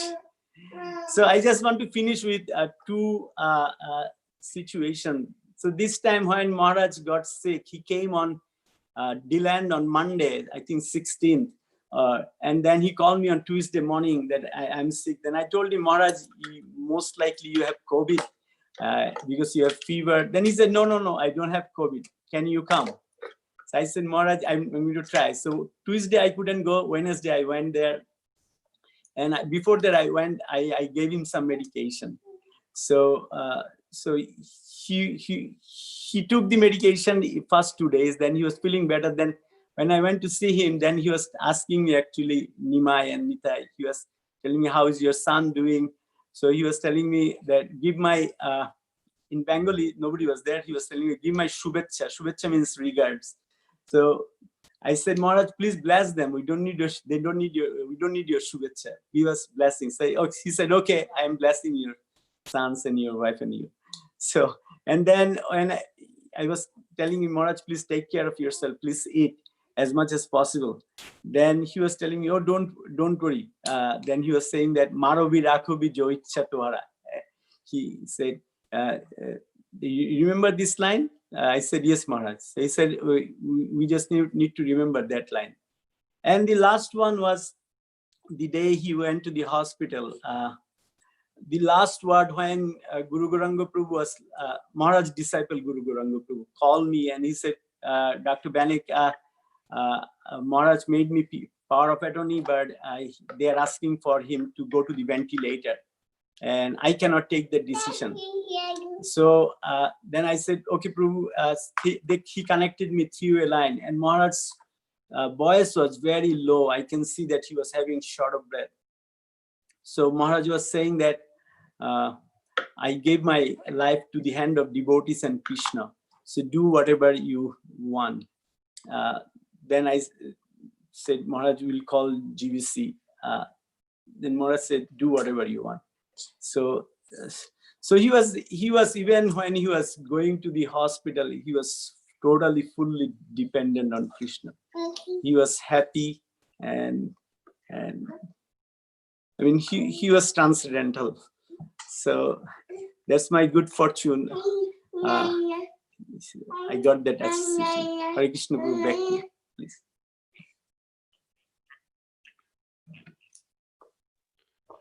Prabir Prabhu and Mother Shikarangi, thank you so much. And Prabir Prabhu, thank you especially for sharing your last couple comments there. I think those are important for us to hear. So I think we've resolved the technical difficulties. So we're going to invite Mother Satyasara to join us, followed by Mother Nartaka Gopal, and then Brajraj Sutta Prabhu. So if all goes well, that'll be how it'll flow here. So Mother Satyasara, we'll give it back to you. Hare Krishna. Okay, my story is very short. We used to, my husband and I and our family, we lived in England and we were there in the mid-80s and early 90s. And we lived in Leicester, and Bhakti Charu Maharaj used to come occasionally to Leicester, to the temple there, and to the Namahata meetings. We used to do a lot of Namahata meetings. And so that's kind of how we knew him. And then in 1988, we were in Mayapur, my husband and I, and they put us in the long building, and there were cockroaches there. And at that time, I was totally freaked out by cockroaches. So the next morning we were walking over to the temple, and we just bumped right into Bhakti Charu Maharaj, and he remembered us from Leicester, and we started talking. And I can't remember much of the conversation, but I just blurted out, "Oh, Maharaj, you know, I'm so freaked out that room. There were so many cockroaches in there." And then I can't remember what happened after that, but then he was talking with us, and then a little later a brahmachari came up to us, and he took us to this brand new room in the I think it was the Lotus building then. And so we got to stay in this brand new room with no cockroaches, and for that I have been eternally grateful. Well, I've been grateful ever since for just for the kindness that he showed, that he went to the trouble, because I was like in a distraught state, to help, and so he moved us into a really nice room, and that's just an example of his kindness, that he was so kind and caring, and he remembered us. And also my husband was telling me a story today. He's in Wales at the moment, but he was saying that one time when we were in class in Leicester, that there was one devotee there, and he was very kind of eccentric and very outspoken, and he always, at the end of class, he always had a comment to make that was kind of, you know, anyway, so Maharaj gave this really nice class, and at the end of the class, this devotee said, "Oh, but Prabhupada said so-and-so, so-and-so, so-and-so in something or other," and so it was kind of, you know, a little challenging or whatever. And Bhakti Charu Maharaj just sat there, and he just thought for a minute or two, and then he said, your devotion to Srila Prabhupada and Krishna is absolutely amazing. And so instead of getting into any kind of conflict or anything, he kind of just glorified this devotee, and it was just amazing how he dealt with the situation, that he didn't get sucked into any controversy or arguing or, you know, saying whatever. He just humbly accepted, and then he glorified this devotee who actually was always talking about Prabhupada, and anyway, it was very nice. And that's my memory. I saw him a few years ago, Bhakti Charu Maharaj, at the Festival Inspiration in New Vrindavan. But he was completely surrounded by so many devotees, and I wanted to thank him then again, because that I've always thought of him for his kindness. So he was so kind. But I never got the chance, and that's all I wanted to say. Hare Krishna, all glories to the assembled devotees, all glories to Srila Prabhupada, all glories to Bhakti Charu Maharaj. Hare Krishna.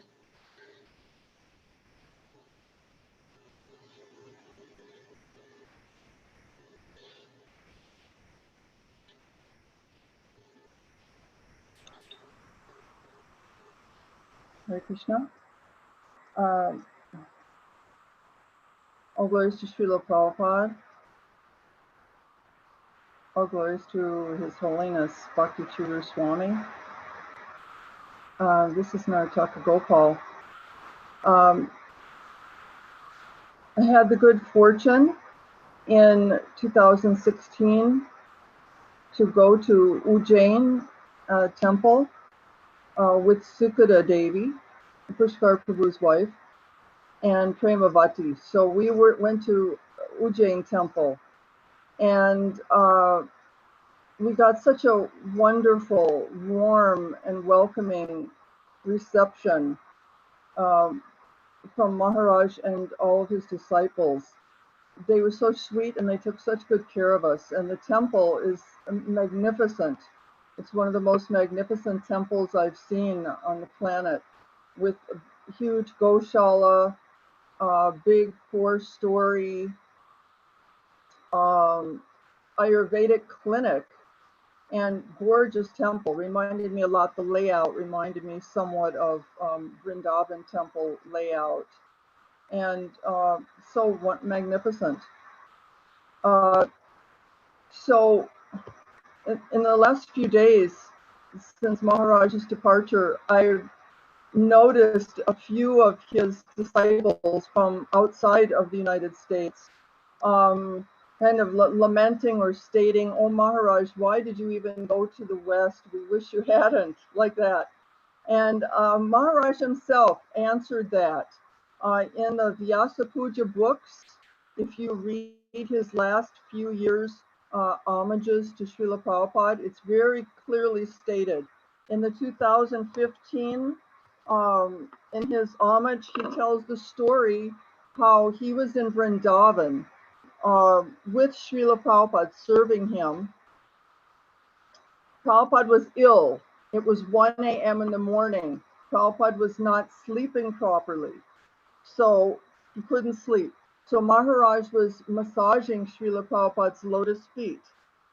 And Prabhupada, as Maharaj said, began to lament. And Prabhupada said, "There is so much to do, but I am so sick and not able to do anything." And Maharaj said to Srila Prabhupada, "Srila Prabhupada, what you have done is beyond anyone's imagination. You should not feel that there is anything left to be done. Just relax." And Prabhupada replied to him, this is a very important statement. He said, "What I have done so far is 50%. The other 50% is to establish varnashram. Not that everyone will become a devotee. For those who will not become devotees, we need varnashram." So then Maharaj continues in his 2018 Vyasa Puja homage to Srila Prabhupada. He explains how in 2017, Bhakti Charu Swami decided to support the Ministry of Cow Protection and Agriculture. He says, "I know, Srila Prabhupada, how concerned you were about developing those two crucial areas of Vedic culture. Human civilization rests on these two gifts of Krishna in the form of Mother Nature and Mother Cow." So His Holiness Bhakti Charu Swami met with devotees involved in cow protection in the West. And he became aware that it was especially difficult in colder regions because when the cows grow old and stop giving milk, taking care of them in the winter is very expensive. And their numbers increase every year. So ordinary farmers sell their old cows to the slaughterhouse when they stop giving milk. But of course, this is out of the question for us. So caring for the older cows had become an ever increasing problem. So Maharaj thought, if we could find a large piece of land where the weather is not so severe, we could let the retired cows graze in the pasture throughout the year. So he looked for land in the southern part of the United States and came across a 116-acre property that had previously been a Christian retreat center. So it's on a lake with the facilities for the retreat center still there, and outside of DeLand, Florida. And Maharaj got this property. He said, we decided to utilize the property, not only for taking care of the cows, but also for preaching. So for me, that perfectly answers the question why Maharaj left his comfort zone and went out and got this farm, and was because he's trying to fulfill Prabhupada's cherished desire to establish Varnashram. It's very clear, and it's something that very inspiring for the rest of us. The last thing I want to say is this is from Maharaj's last year, 2019 Vyasa Puja. Very heartwarming and very eloquently put. This is his prayer to Prabhupada. So one afternoon, Maharaj was at Juhu Temple serving Prabhupada up in his quarters. And he told Prabhupada, although you taught me that Krishna is the Supreme Personality of Godhead, I still feel that I don't know him.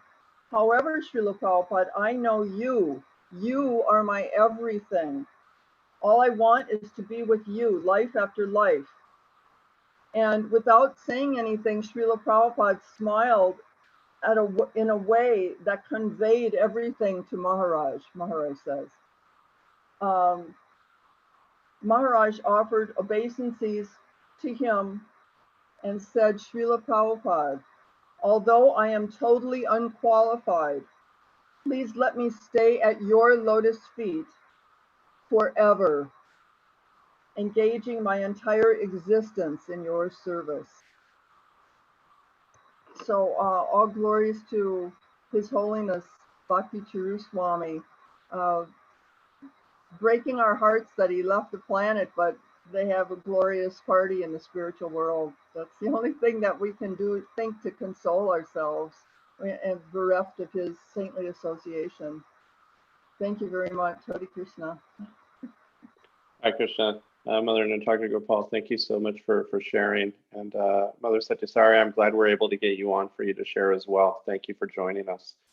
And so we're just slightly behind schedule.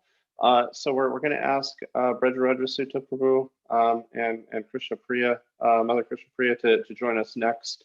And then next, the rundown from there is Vrindavaneshwari, Ranjit Prabhu, Vaikuntha Prabhu, and Mother Jahnavi. And then that'll take us pretty close to the end of the remembrances. And I do want to encourage you, if you can, stay. Govinda Prabhu is going to share some very special things with us at 7:45 regarding Bhakti Maharaj's departure. So if you can stay, I would encourage you to do so. If you can't, this is being recorded, and we'll have that recording available for anyone who can. So thank you.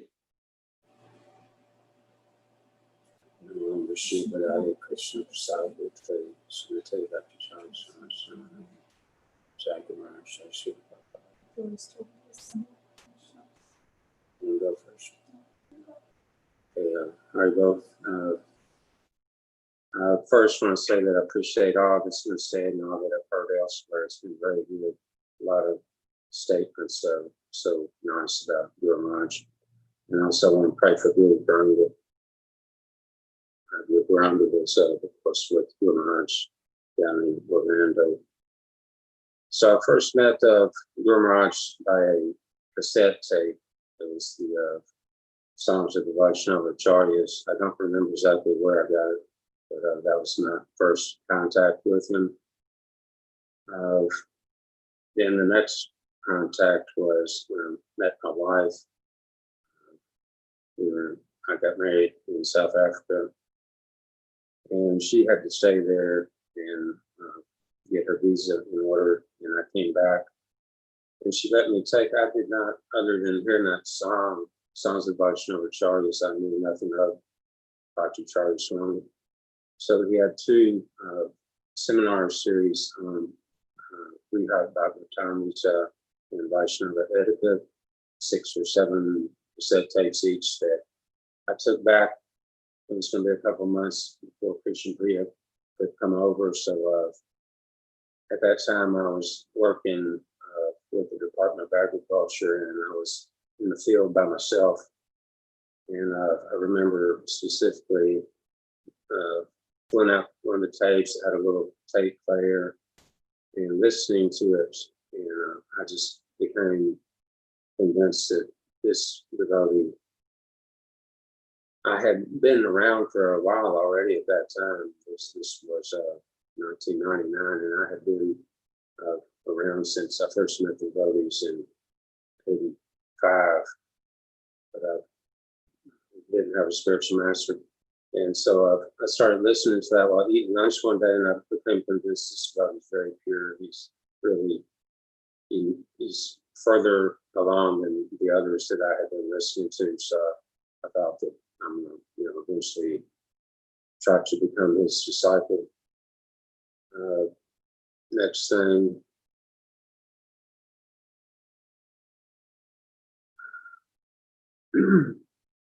so we got married and we had kids and we were busy, etc. for quite a while. But I did start writing him. And then I first physically met him in Charlotte, North Carolina in 2001. And like others I've heard, the first instruction he gave me was, because I was giving him an envelope for the small donation I could give. He said, "Don't give with your left hand." I'm left-handed, and I wasn't very inclined to such etiquette. Anyway, that was in Charlotte. But what was more significant was that was the weekend prior to 9/11. I got home Monday, went back to work on Tuesday, and 9/11 occurred. And it's like, kind of like thunders after somebody says something. So kind of like a sign. So what was next? Then we would go to the festivals of inspiration and his birthday, Prabhupada Memorial Festival. So I finally, we had asked that we could have a darshan with Guru Maharaj in Vrindavan. And at that time, I asked him if I could aspire, and he said yes. He wanted me to continue writing. So I kept writing, tried to write at least once a month. I was involved in a group in Tennessee at the time. And so what happened next was Rupanuga, not Rupanuga Prabhupada's disciple, but Rupanuga Guru Maharaj's disciple, announced that Guru Maharaj was going to give initiation at an upcoming seminar he was given in Orlando to those that were aspiring. So he asked us to get letters of recommendation. So I asked the local authority. I never lived in, I'm a little bit different. I never lived in a temple. I visited temples and stayed in a temple for a month and set out at San Diego for a summer, not at the temple. But anyway, so I asked the one who was mostly in charge of our group, who was initiated by Satsvarup, and he was glad. He felt there was 4 of us, and we were all at that point not initiated. And so he was glad to write a letter, and so I was able to get initiated. That was 2008 down here in Orlando.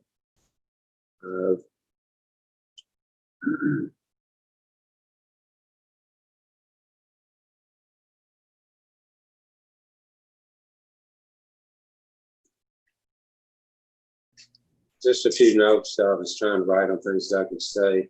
I like that Guru Maharaj had a good sense of humor. I think maybe that's one thing I haven't heard other devotees saying, how he really liked to had a jovial nature.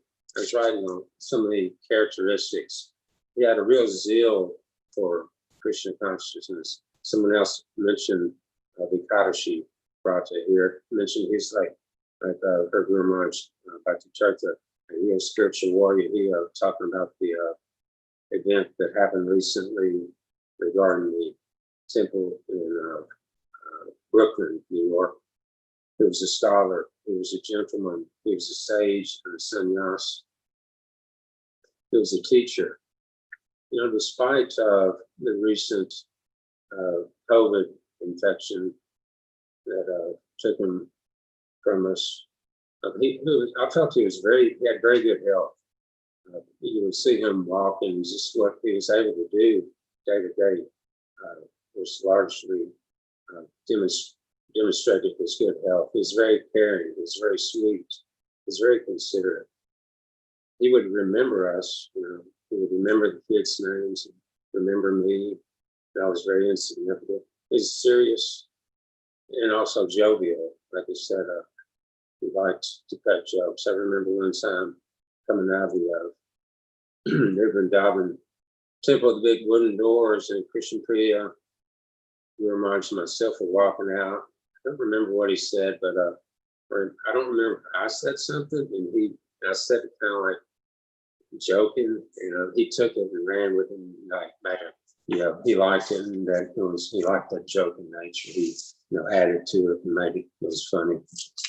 Sorry, I can't remember exactly what was said, but he was also determined and very disciplined. So I liked it that Guru Maharaj had a good sense of humor. I was saying, I liked to joke, but he was also serious. Also, at that same time, I remember, I suppose at the same time in New Vrindavan, there was a devotee, young devotee. Maybe he wasn't Indian like myself. Maybe he wasn't so aware of the culture, and he was kind of we were in the temple room. It wasn't during a program or anything, but he was kind of, what do you call it, cutting up, what's the word for with a girl. He was kind of like his girlfriend. You know, and this was many years ago, and he obviously got married to this girl, but I was like noticing Guru Maharaj just kind of averted his eyes because he knew that they weren't aware of. You don't do girl boy stuff like touching and joking with each other. So he was serious also.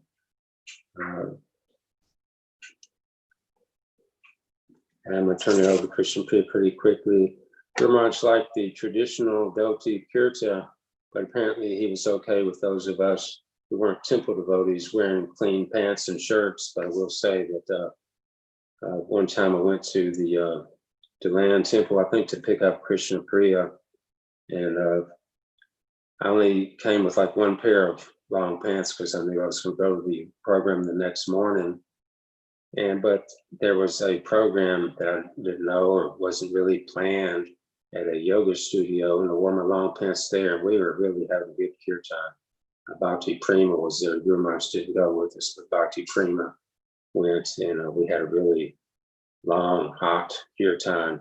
And so the next morning, instead of wearing those long pants, I wore shorts. And I know Guru Maharaj he didn't say anything, but if looks could kill, you know. I would wear shorts again. I was thinking, this is remote, you know, out in the woods, but that wasn't the way Guru Maharaj looked at it. See if I have another thing or two I can remember.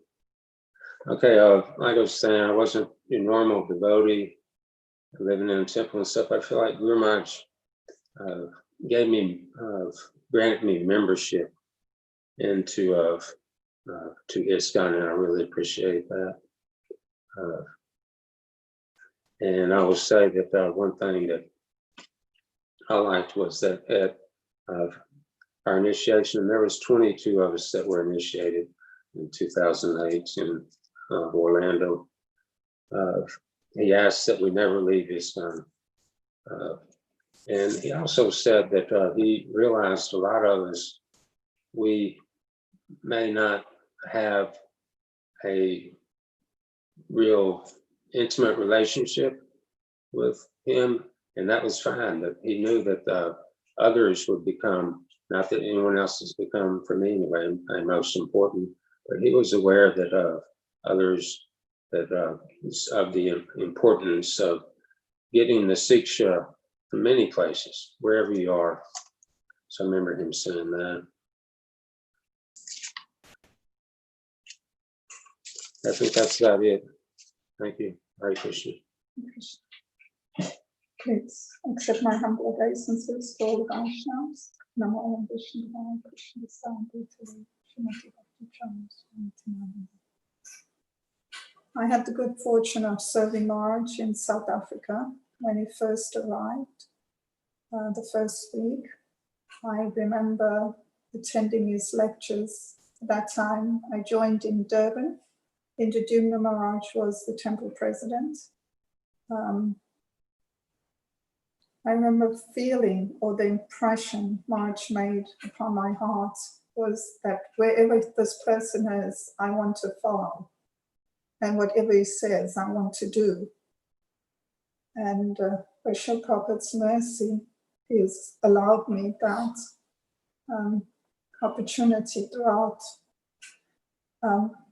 my life thus far to serve Maharaj in South Africa, in Mayapur, and now with the land project, which is so dear to his heart.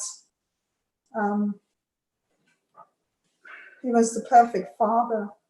He always made us feel loved and safe under his guidance. I remember taking Radhika and Jivani to Ujjain for Maharaj's, for the Prabhupada Memorial Festival.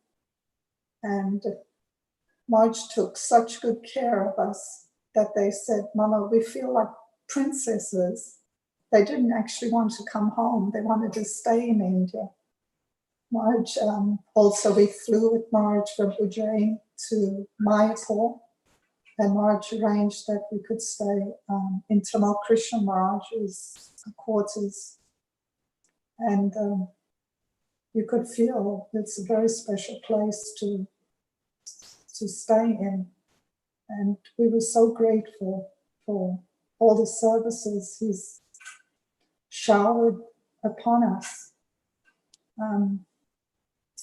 In Ujjain, Maharaj allowed me and Archana, actually, Archana's mercy, allowed us to paint at the gold leaf doors of the altars, Lord Nrsimhadev's altar, and Gaunitai, Radha and Krishna.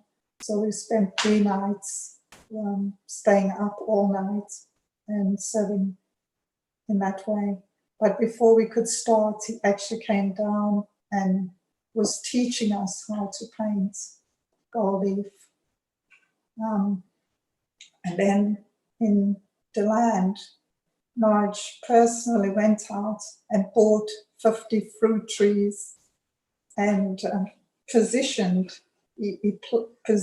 each one where they should be. And I would dig the holes, and he would be watching over me, directing me how I should plant it. And then there was this one tree that was in the way, a big oak tree. And sycamore tree. Sycamore. And you cut it down. And we were struggling with the base of it. Yeah. And when we got it was big. It was like 30 inches, 36 inches diameter at the base. And when we finally were able to extract it out of the earth, marched from his bedroom, started screaming, Haribol, Haribol. Such joy. Guru Maharaj was watching from up on his room, which was, up the hill a little bit. Yeah. And I remember when it finally got that last bit and toppled it, the big Haribol, and I was like, that Guru Maharaj? Yeah.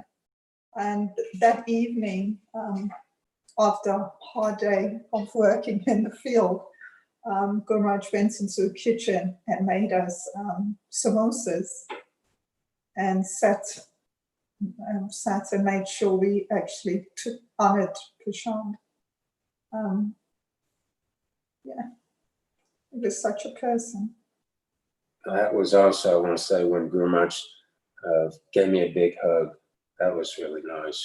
He also gave you an Very special. instruction, and hopefully you will follow it. He wanted you to go down every week and help with the Deland project. Then we said, Guru Maharaj, every week will be a little too much. And then he said, every second week.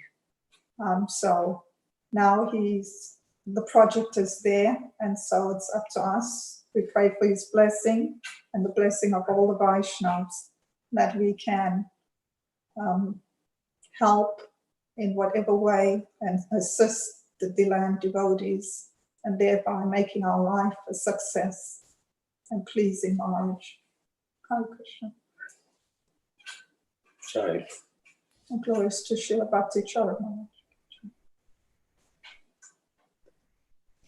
Hare Krishna. Please accept my humble obeisances. All glories to Bhakti Charu Maharaj, and all glories to Srila Prabhupada and all the assembled Vaishnavas. So I wrote down what I wanted to share to be concise and get all my thoughts in order. So I hope it's okay with all of you if I read them. And definitely these past few days, I have been thinking a lot about the nature of my relationship with Bhakti Charu Swami and some of the aspects that defined it. And one perspective that I realized is that not only was he my guru, my teacher, my spiritual father, but he, in a way, was also my spiritual father-in-law. I was introduced to him when I was 20 years old by my husband, Vishwambar Prabhu, and Bhakti Charu Swami was in so many regards his father already. He had a huge influence in his life as he had traveled with him and essentially raised him during his formative teen years. And by dint of this, Bhakti Charu Swami also welcomed and he accepted me into the family with open arms. And because of this, I was very fortunate to inherit a lot of the benefits of the closeness of their already established relationship. So this is something that I really appreciate and don't want to have taken for granted. One of the main personal services to him that I did in my life was to host him at our home. Wherever we lived, on many occasions over the years, when he traveled to our area, first in Southern California, and then here in Alachua, Florida, many times he would stay with us. And this caused me no end of anxiety because, as you know, he has the highest of personal standards and he was keenly attuned to details of all kinds. So it was almost like preparing for a high-class king coming to stay at your home. We would prepare for weeks before he came. We would deep clean and organize and arrange. And once we even painted the entire interior of our home in preparation for him. I would purchase new bedding and towels and think about what dishes he would use. Will it be too hot? Will it be too cold? Will it be too noisy? Would he be comfortable? And that's not even talking about what kind of meals to cook for him. And it was never clear who would be coming with him as part of his traveling party. Sometimes there would be a large group of devotees coming with him as he attracted people wherever he went. Where would they stay? So this was spiritual stress at its finest. And these were among the best, most truly satisfying times in my life, because what better way is there to properly utilize whatever I have in my life as a mother and as a householder than to offer everything I have to my spiritual master. And I always felt like such a clumsy, uncultured American as well when he arrived. Uneducated and the more sophisticated etiquette and manners that he imbibed. Bhakti Charu Swami, as you all know, he was skilled and expert in the finer details of anything you can think of. And one of the first times that he came to visit in Laguna Beach, and I remember it was at Kosharupa and Badahari Prabhu's house, and I was preparing for his arrival and I was cutting up some fruit and I was cutting up a mango. And somebody else here had also mentioned the mango. So a mango again. And I know I was making a big mess of this mango. Nobody had taught me how to cut up a mango. And I was thinking in my mind, uh-oh, I know he's going to walk in that door any moment and he's going to see me making this mess of this mango. And sure enough, a moment later, he comes in and he observes and he says in his melodious yet humor-filled voice, Vrindavaneshwari, what are you doing to that poor mango? And then he comes and shows me how to do it properly, cutting it in little squares to pop it out. And so that was one thing I was thinking about. And in the earlier days, when I was a new mother of our firstborn son, Krishnadas, he was only just a few months old. And he was staying at our home. And I was nervous as a new mother with a sannyasi, my spiritual master, coming to stay in our little home. And if you knew back then, Krishnadas, he was a big baby. He was a heavy baby. And so I had the habit for a while of carrying him like facing out, like on my hip, because he was heavy, you know? So I was holding him on my hip like this, facing out. And Bhakti True Swami saw me doing that. And he said, Vrindavaneshwari, don't hold him like that. Hold him, turn him around and hold him to your heart. Hold him facing you so he can feel your mother's love. Sorry. And he actually also even gave me a diaper changing tip one time. So is there anything he didn't know? I don't know. He really infused my life, very much a part of who my husband is, who our children are, and really at the foundation of our relationships. Just give me 1 second.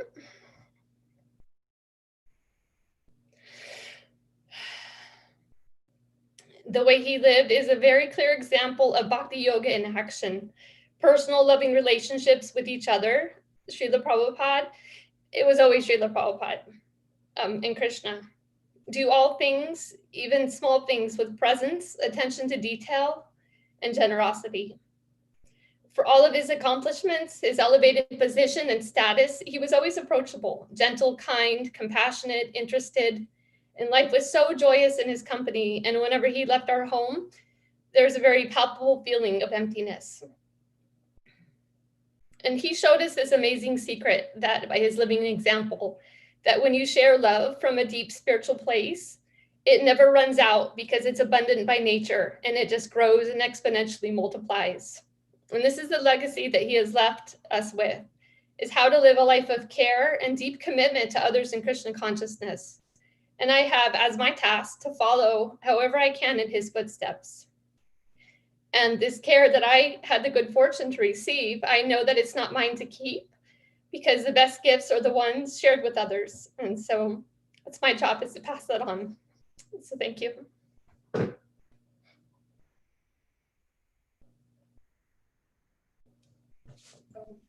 My job is to pass that on. Thank you.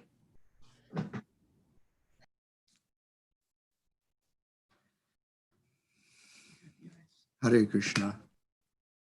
Can you hear me? Yes, Prabhu, we can hear you. Not even coming. Can you hear me now? We can hear you, Prabhu. Oh, good. So let me switch off my TVs. Yes, Prabhu, we can hear you. Good. Can you hear me now? So I wanted to speak a little about my association with Bhakti Charu Maharaj, who was such an exemplary personality. At the time, I was unaware of his qualities in so many ways. I first met Bhakti Charu Maharaj in 1980 in the Delhi temple. And he was there as a guest for just basically the day. And he was discussing with some other devotees about a schism that was about to happen in ISKCON. It was one of the first schisms that took place after Srila Prabhupada's departure. And he was there with Sarvabhavana Prabhu, a very good friend of his. I know they had joined in Germany together, I understand. And so that was my first encounter with him. And then later that year, I went to Mayapur to work with Surabi Swami on the Mayapur Samadhi construction. And one of the things was we had an office in Calcutta, and it was a little apartment. It was, and in that building, which was rented, I believe, by the Calcutta temple, a bunch of devotees lived there. Pancharatna lived there, Shravanananda, the astrologer Shyamasundar, myself, and then on the upper floor, Bhakti Charu Maharaj had his quarters, and he at the time was translating the books of Srila Prabhupada. And I had very little real understanding of what it means to translate Srila Prabhupada's books into a foreign language. Of course, for him, Bengali, but he had to translate from English. And it's only later on in my service with the BBT, when I got to meet with some of the translators and got to see all the difficulties that they have in translating from English into these foreign languages. It's only now really that I appreciate, the service that Maharaj did at that time. But one of the nice things was that Maharaj was so welcoming and kind. And every now and again, he would invite us all for prasadam. And he would do the two specialities. He would cook Chinese and Italian, which day it was, we would wonder, oh, it's Italian today. Oh, it's Chinese today. Oh, great. And of course, it was always incredibly delicious. And it was always, at that time, Maharaj, he wasn't a GBC. He wasn't a guru. He was just kind of regular, one of the guys, And so it was a different kind of mood to what it became later. There was much less awe and reverence. And so we had a lot of fun there in the Rainy Park office in Calcutta. And then I would travel back and forth between Calcutta and Mayapur at that time as part of my service.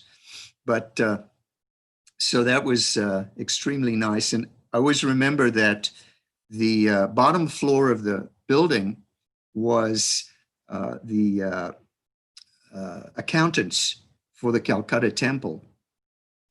And one of the gentlemen there was very cultured, Mr. Das Gupta. He was a very educated man. And when the festival would come up for Rabindranath Tagore, he would go to Shantiniketan, which was the, you might say, the pilgrimage place of all the followers of Rabindranath Tagore. And, it's a massive thing because Rabindranath Tagore is so much revered by all Bengalis because he was the first Indian to receive the Nobel Prize for Literature. And he established this university at Shantiniketan. And I always had this understanding that if Krishna consciousness and Gaudiya Vaishnavism were to really take root in Bengal, a sign would be that Srila Bhaktivinoda Thakur would become as popular as Rabindranath Tagore. And in fact, due to Maharaj's translations of Srila Prabhupada's books, now it's coming to pass that Srila Prabhupada is eclipsing Rabindranath Tagore. And that's a very consequential thing in understanding the situation of our preaching movement in Bengal. And it's something that I feel a lot because of my time spent there, the years that I spent there. And so fast forward, because after my service in Bengal and Calcutta and Mayapur, I didn't meet with Maharaj for many years. And then we met again on a few occasions in Los Angeles. But then really our association became more when I met with him at the home of Guru Garanga Prabhu. And I went there a few times when Maharaj was in town. And one of the things that I understood, and that very few people do understand, because Maharaj was so open and so friendly and so warm and a very emotional person, very emotionally giving person, was the quality of his intellect, that he had a real intellectual background. And I remember I quoted, we were talking about the material world, I guess, and I quoted some quote from an English poet, T.S. Eliot, and he immediately responded with something that poet, with a different poem of that poet. And it sort of blew my mind because, what do you think? And so it just struck me that Maharaj was a real intellectual in many ways, even though we have this feeling of him as such a warm, emotional person, and one doesn't think that warm, emotional people are actually very, very advanced intellectuals, but Maharaj was that. And I just discovered today, because, looking up his bio, that we were born 2.5 weeks apart, actually, which is funny, I guess. When one sees these things as coincidences, but Prabhupada also believed in coincidences. He believed that actually his birth in 1896 coincided with Srila Bhaktivinoda Thakur's first approach to Western society. And so I take that to heart. And then, of course, we met also here in the home of Prabir, as he mentioned, and we had very, very, very warm. And finally, the thing that I'd like to end with is my last visit to the land, my only visit to the land actually, was to meet with him because he wanted to assign the rights to his biography of Srila Prabhupada to the Bhaktivedanta Book Trust. Not so many ISKCON authors do that, but Srila Prabhupada was such an ISKCON man, a BBT man, and Bhakti Charu Maharaj, he was so much, he wanted to do that, and so I had to bring the papers for him to sign, and it's a very meaningful thing that he would do that for the movement, for Srila Prabhupada, and for the Bhaktivedanta Book Trust, as he was such a great translator of all the books. So, Bhakti Charu Maharaj ki jai. Hare Krishna. Thank you.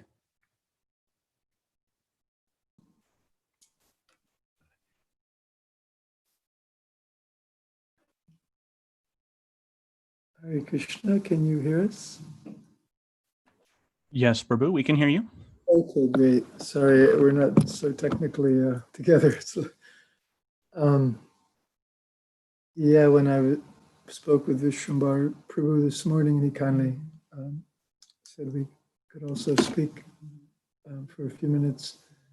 I tried to think of how to be concise, and trying to think of some of Maharaj's qualities are very immense, and I was trying to think of some that I maybe had noticed personally. And as the devotees were speaking, it's been wonderful to hear everyone's appreciation of Maharaj, and all of those qualities and more have been discussed at length. But I was, one thing I noticed a lot, Maharaj was very kind, he was very considerate of others, very total dedication to Srila Prabhupada and his mission and his devotees, and just love, his love, like he dealt with people very lovingly.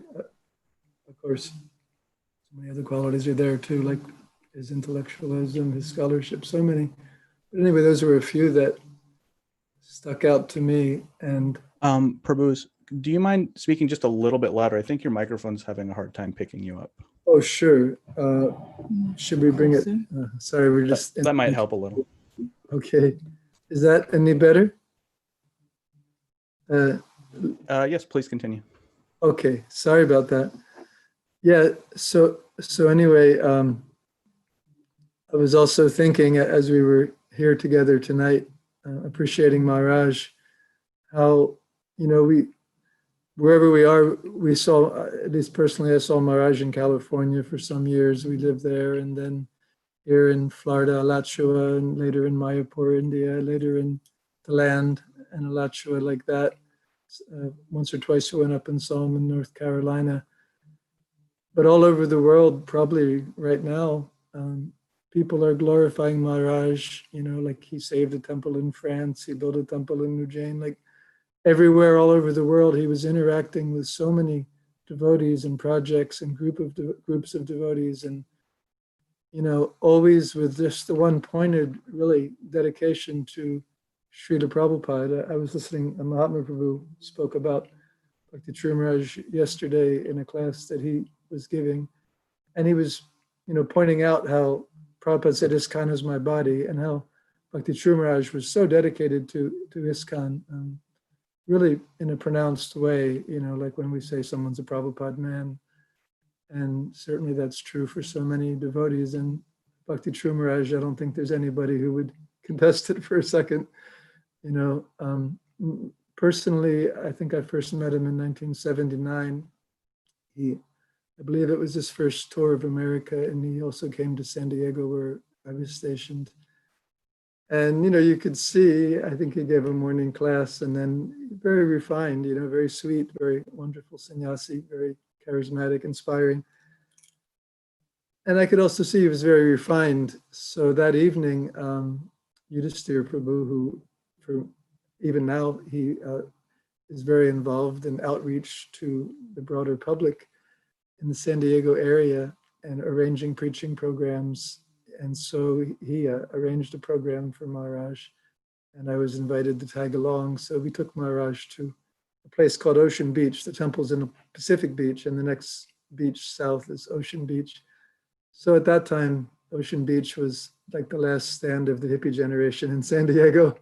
So we took Maharaj to this program, and I was wondering how it was going to go off, because you could see Maharaj was a very, very refined person. And hippies, of course, I came from that background as well, but, not really known for such kind of place. We went in and, you'd expect to find marijuana roaches in the ashtrays, and you kind of hope there's not a bust before you get out of there, So we brought Maharaj, and there were a lot of hippies there. And Maharaj just, he sang so sweetly, he spoke so sweetly, and just interacted with all the hippies in such a sweet way, and just made a wonderful impression. And it was very nice to us. And we all, went back to the temple at the end. And I don't remember, but the next time that I saw a lot more of him was a few years later in the mid 80s. I think Shesha Prabhu briefly touched on this. It was a very difficult time. ISKCON went through a lot of growing pains, and a lot of very senior people were either leaving or changing ashrams and, going away from their disciples. A lot of crisis of faith was going on. And there was a lot of confusion. We were a very new movement. We were, Prabhupada had only been gone for about, 5, 6, 7, 8 years. And anyway, Bhakti True Maharaj, he was just going all over, probably all over the world, certainly all over North America. And I understood all over the world.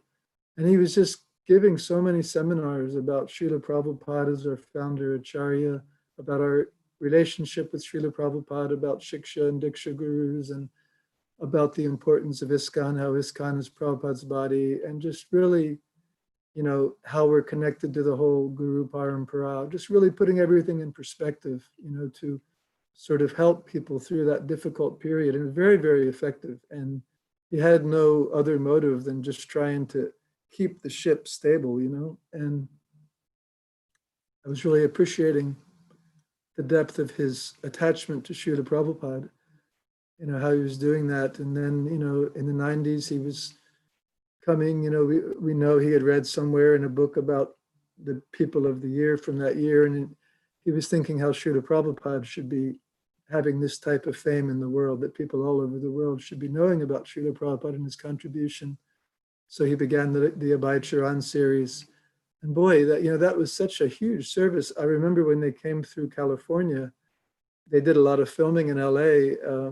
We just tried to help as whatever small way we could. One of the video editors was staying with us. We had a little preaching center, South California, and we were around him a bit at that time. And, you know, he was traveling with like 30, 40 people, you know, actors and actresses and film crews, and like, you know, trying to find places to have everyone stay and feed everybody and keep the cameras rolling and keep the Lakshmi flowing to produce this whole thing, you know, and it was amazing. I was just amazed by, you know, his energy and fortitude, and, you know, all this for the glorification of Srila Prabhupada.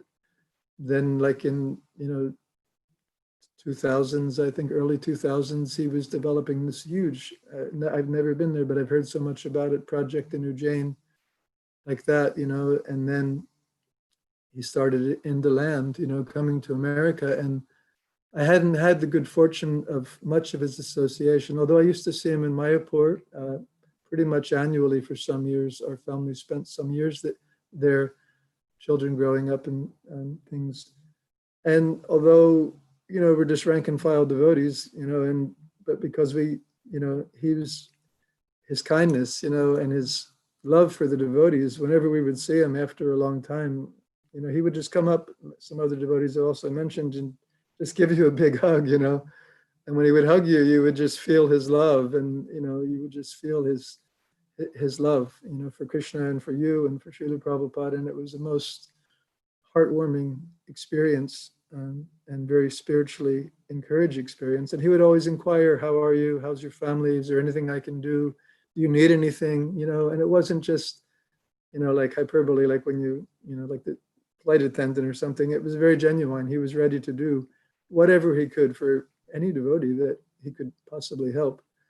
And, you know, that's then in 2017, 18, Mother Narataka Gopal was mentioning how he was starting the land project and his concern for the protection of cows. And I have a close friend, Kalakanta Prabhu, not Kalakanta who runs Krishna House, but he's from Brazil. And he was given this service as the Minister of Cow Protection and Agriculture. And Bhakti Charu Maharaj, I guess at the GBC meetings, noticed that he was given this very big international responsibility, but he'd only been given, you know, like I think $2,500 a year to carry on a whole mission. Of course, he's married with a wife and 2 children. So, you know, he was able to live in Mayapur on that. And then he had to figure out how to travel all over the world and visit all the Goshalas and try to raise the standards and, you know, try to do all this amazing service. And Bhakti Maharaj just really thought, you know, this is such an important service. This is such a sincere devotee. How can I help him? And he just jumped right in, and he raised all these funds, and he helped get the ministry off the ground, really. And then he thought, how can we get continued support? And he came up with a whole idea to have like a whole program where people would become members of the ministry, and they would send out boxes each month called Bhakti boxes with different items from cow protection and ghee and incense and, you know, milk sweets and things. And he just, I think that year he was even like chairman of the GBC EC committee or something, but it wasn't like he didn't have anything to do, but he just jumped into it. And like he set up, you know, these programs, and he had us call temples. We went to Atlanta. We did like 3 or 4 days of programs in Atlanta to try to get the membership going for the cow protection. We went to Los Angeles. It was really starting to roll. And then there 3 or 4 days of programs in Atlanta to try to get the membership going. Something happened. Anyway, I'm probably running out of time. So at least I just wanted to say that how wholeheartedly he jumped into that in the middle of all his other responsibilities to help this devotee who was trying to do his ministry and to help the cows. So, you know, whenever I've been around Bhakti Maharaj, you just see nothing but nonstop energy and devotion to Prabhupada and his mission and devotees. So, Bhakti True Maharaj Ki Jai. Hare Krishna, dear devotees, my obeisances, glories to Bhakti True Swami, glories to Srila Prabhupada. I just have a little sweet mama story. Bhakti True Swami, I knew him, or he came to San Diego around 1987. My first service to him was, our first service as Grihastas, as we had a little apartment next to the temple. And we had one guest room. So Bhakti True Swami came one time and we were able to host him. My husband took care of him. I would go next door to the Brahmatrini ashram. And ever since then, we just had such a sweet relationship, like everybody felt from him. He always made me feel just fully loved and appreciated, and was just always very kind. Throughout the years, he came and visited us in our home in Alachua and did a program here raising funds for the Jain temple. And then in Mayapur, when we were living there, I would run into him in the temple, and he'd be walking with the whole crew of, his disciples. And if he saw me, he would actually come right up and stop and say, Hare Krishna Mataji, how are you doing? And just make you feel like your life was so important, even though I'm such an insignificant devotee. But the sweet story I wanted to share was when my husband was acting as temple president in San Diego, and we moved back down there from our little preaching center in Encinitas. We had a home, and I had Vrindavani. She was about 3 years old, and I just had our son Balaram. He was a baby. And we used to have, every time the Abhay Charan videos would come out, we would have the devotees come over to our house and we would watch them, and we would just wait for the next one to come out, and it was just so nectar. But he came this one time, and we had a program at our home, and he loved Chinese food at that time. So someone cooked him this amazing Chinese meal, and we had a program out in the garden. And somehow, I guess Balaram was asleep because I was able to be there. And I don't know how the conversation came around, but I asked him the question, how does a new mom who's 24/7 on call all night, breastfeeding and being with the baby, and then all day taking care of the house and the cooking, and how do I continue with trying to chant my 16 rounds? And Bhakti True Swami said, oh yeah, here in America you don't have maidservants. It was really cute. And he said, so you just always continue to try to faithfully chant your 16 rounds. He said, but just try to be like the gopis, and in all your housework, try to always remember Krishna and sing to Krishna and always remember him. And he just, it just consoled me. It just said, okay, I can relax and I'll always try to chant my 16 rounds, but I'll just try to always remember Krishna. And that was just very sweet. And then I actually just wanted to share my last talk with him, or meeting with him, was when he came to Alachua recently, last time he came. And I got to just see him briefly at the temple. And I asked him, Vrindavani was going up to New Vrindavan for the GBC college, and my husband was nearby, not really nearby, but he was in Norfolk. And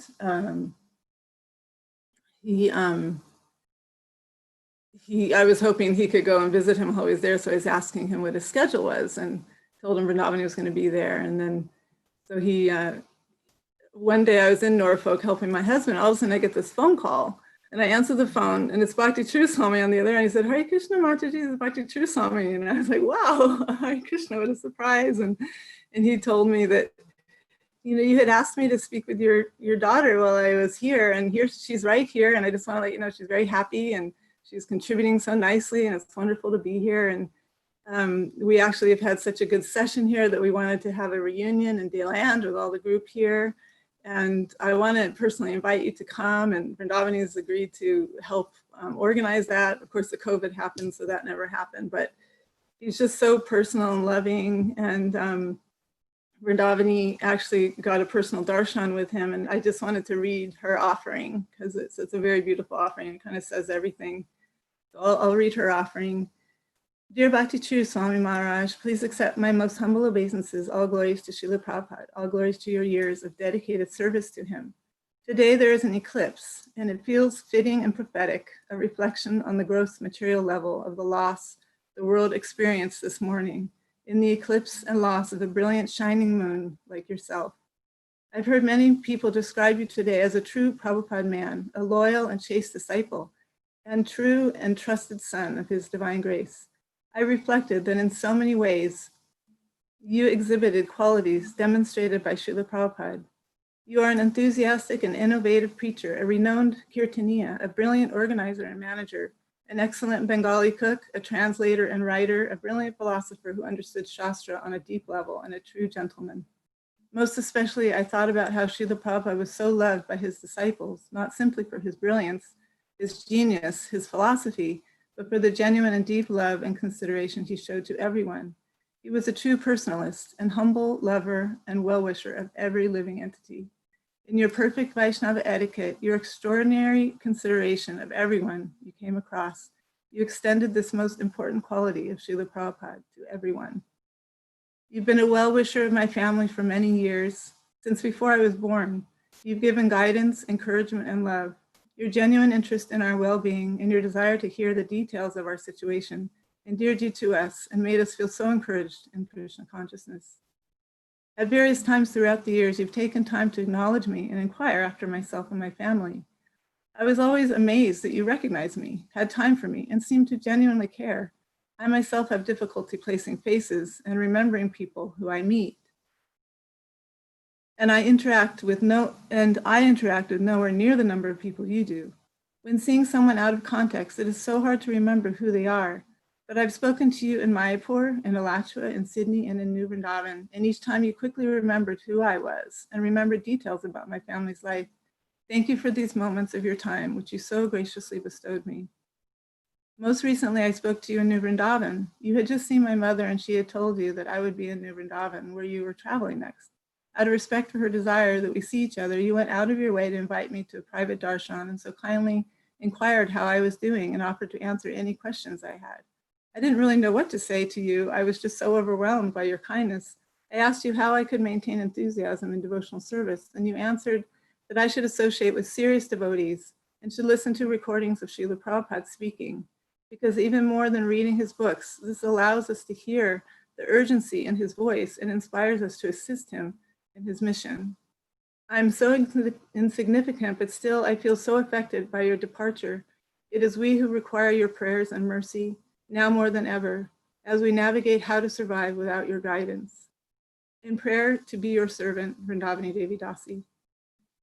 So I just wanted to share that because I think it shares a lot of how we feel, just so personally loved and appreciated, and he always appreciated everybody, and I think it's because his spiritual qualities of really being able to see that we're each a unique individual spirit soul who's so dear to Krishna and to Srila Prabhupada, no matter how insignificant or great or how many services we have. He makes everyone feel completely valued, and it's the most lovable quality, and we will miss him so much. And I'll offer all my condolences to his dear disciples, and all glories to Bhakti True Swami Maharaj. Hare Krishna. Hare Krishna. Janavi and Vaikuntha Prabhu. That was wonderful. Thank you so much for sharing with us. I want to apologize. We are running a little behind schedule, and I just want to confirm before I speak. I am scheduled to speak next, but Prangovinda Prabhu, are you okay that we're going a little bit late for your talk? Yes. Okay. All right. Thank you so much. And I'll try to keep it brief. It's hard.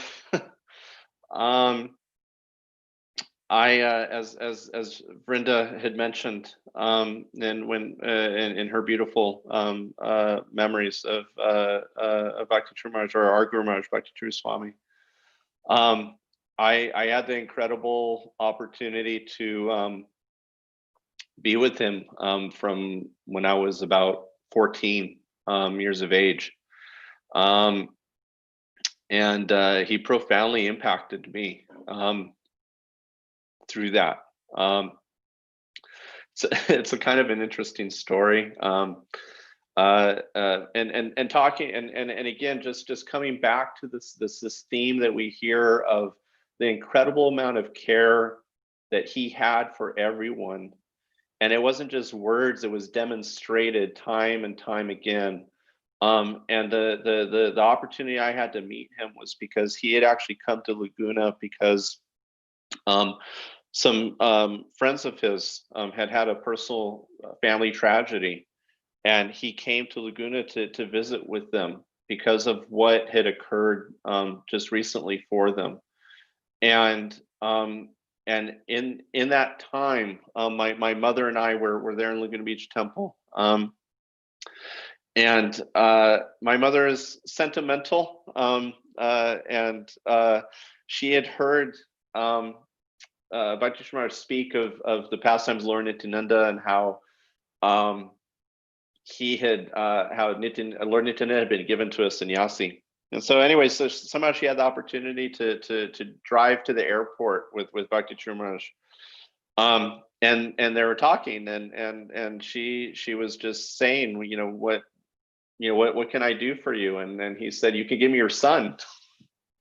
And she said, yes. I don't know how serious this conversation was, but the result is that in a short period of time, within a couple months, I was on my way to Europe to be with Bhakti Swami. 14-year-old kid. I didn't know anything. I never left America. I never left California or Texas, really. But and so I met up with him in Radadesh in Belgium. And so when there's some mention of Radadesh, it brings back a lot of memories for me, because that's when I had my first experiences directly serving with him. He had a longtime servant prior to this, a wonderful devotee by the name of Glokanath. And for some reason, he had to go back to India, and I was up next to be the person to personally care for him. And it was a monumental task, but he was exceedingly forgiving for all of my faults and all of my just inabilities. We heard a little bit about the nettle behind Radadesh Castle, and it was my job to pick that nettle. And so I would go out in that field and I'd pick it, and somebody told him it was good as a tea as well. And so it was kind of a daily task to pick the nettle for the tea. And I remember one time I made it, I gave it to him, and at some point I went to get it back, and at the bottom of the cup was a worm because I hadn't properly cleaned the nettle. But he didn't say a word to me about it. Just left it there. I fully understood what was going on from that. There was another time where I mixed up salt and sugar, so he had some tea with salt instead of sugar. Didn't say anything to me about it either, but I knew what was going on because he didn't drink it, and I realized what I'd done. But he in those days, this is the late 80s, early 90s. This was a time when those of us that have known our Guru Maharaj for a very long time, there was an evolution over time, and in those earlier years, at least for me, he was pretty strict. He had very high expectations for things, and if you didn't meet that mark, he let you know. I like to say that I got the dunda a little bit in a not in a literal sense, but in a personal sense, in terms of knowing when I had not done the right thing. But it was always balanced with this overwhelming sense of love that he had for me. I mean, I felt that here was a person who I could absolutely feel, no matter what was there for me, was caring for me in anything I needed. I mean, I think if you talk to many devotees, whether they're directly disciples or not, just the many instances in which he just took care of what would be considered mundane things for them, because he cared. He had a heart for everyone. You know, this term, you know, somebody give you the shirt on their back. For me, he literally gave me the shoes on his feet. I told this story the other day, actually, but to me, it just really demonstrates to me just the heart that he had and the care he had. We were traveling through France, and we met up with a group of devotees that had a Sankirtan camp. It was a primitive situation, and so in somehow or another, I lost my shoes. I don't know where they went, and he gave me his shoes, and he insisted that I wear them. And I couldn't understand it. I was like, okay, but I took them. He told me I had to. There wasn't that pretense that I'm your guru, you can't do that. In the circumstance it was necessary, he would do whatever was needed. And he just always looked out for me constantly, no matter where we were, what we were doing. And yes, I had a very hard job to do, to care for him, and an awesome responsibility. And he was just so heartfelt in everything. And I can reflect on who I am today, and it's a direct reflection of him, of what he invested in me.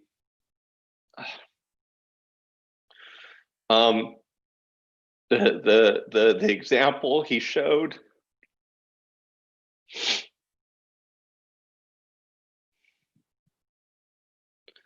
the warmth, just everything, is all due to him. I was talking to a god brother of mine the other day, and I was just saying that I know for a fact that I would not still be a devotee within Prabhupada's movement if it wasn't for him.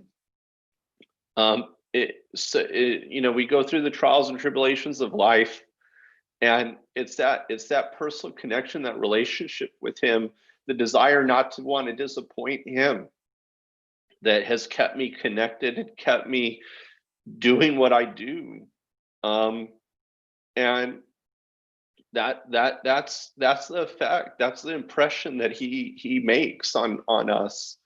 And I've heard it time and time again, just constantly. He makes you feel like you're relevant, like you're worthy. And we're gonna miss that.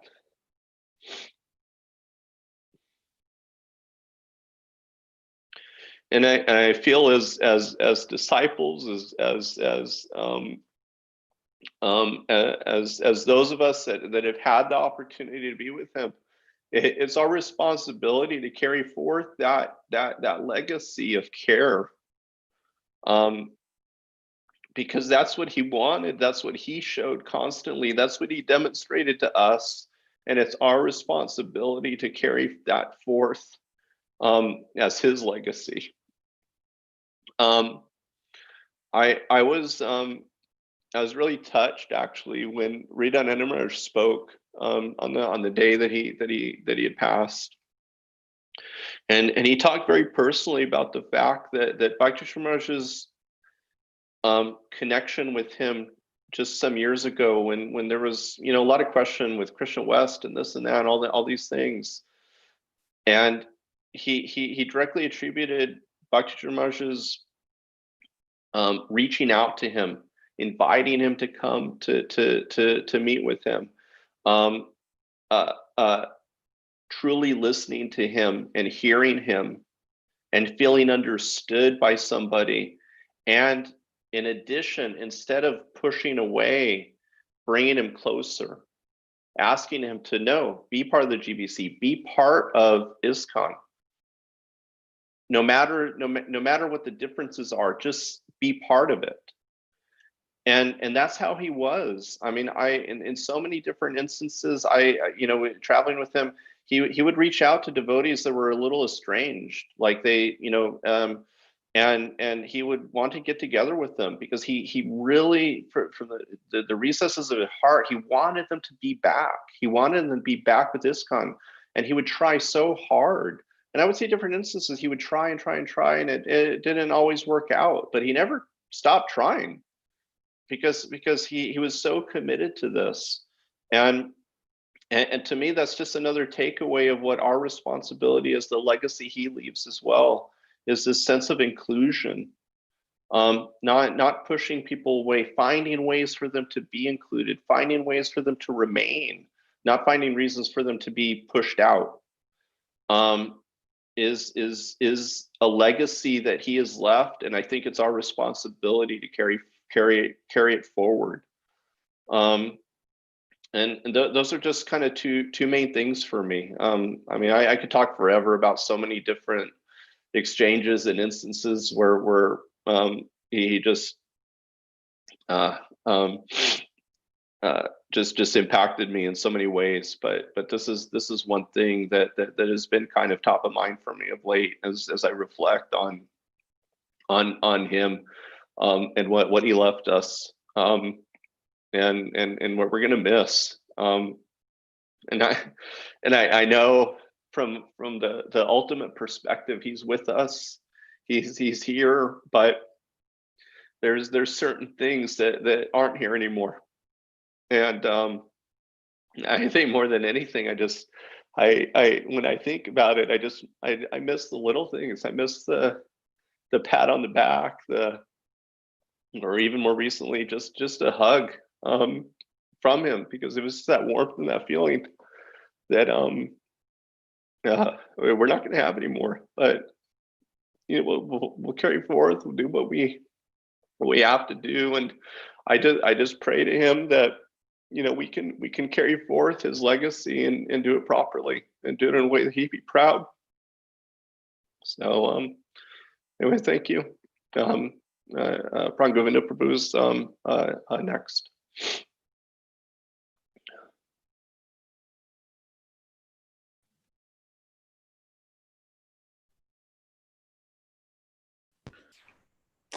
Hare Krishna. Can you hear me? Yes, Prabhu, we can hear you. Okay. Om Jnana-timirandasya Jnana Salakaya Chakshurunmilitam Jena Tasmai Sri Guruve Namah. Namo Vishnu Padaya Krishna Prasthaya Bhutale Srimate Bhakti Vedanta Swaminiti Namine. Namaste Saraswati Deve Gauravani Pracharine Nirvishesha Sunnavadi Paschatya Deshatarine. Vancha kalpatarubhasya kripa sindhupaivacha patitanam pavanebhyo vaishnavebhyo namo namo. Sri Krishna Chaitanya Prabhu Nityananda Sri Advaita Gadadhar Sivasadi Gaura Bhakta Binda. Hare Krishna Krishna Krishna Hare Hare. Hare Rama Rama Rama Hare Hare. Hare Krishna Krishna Krishna Hare Hare.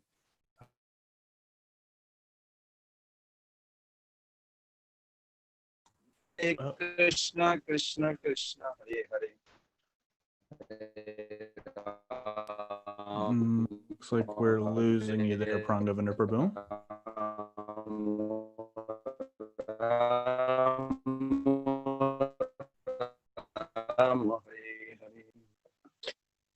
Express my condolences to our beloved spiritual mentor Bhakti Charu Maharaj. And I like to also thank Vishwambar Prabhu and the group for giving me a chance to share my wonderful divine experience with Sripad Bhakti Charu Maharaj.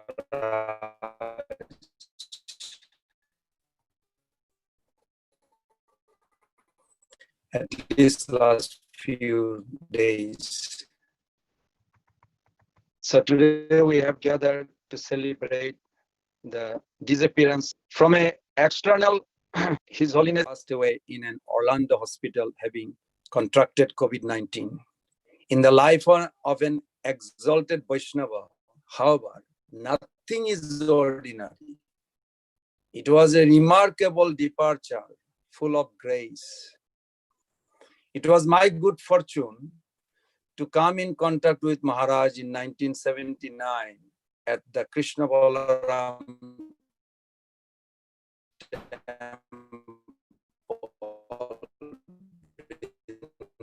Temple. We greeted each other, that we had a close family connection. I instantly felt very connected and very much protected. In those early days and throughout my entire spiritual life, he encouraged Hare Krishna. Hare Krishna. Hare Krishna, Prabhu. What happened? One moment, please.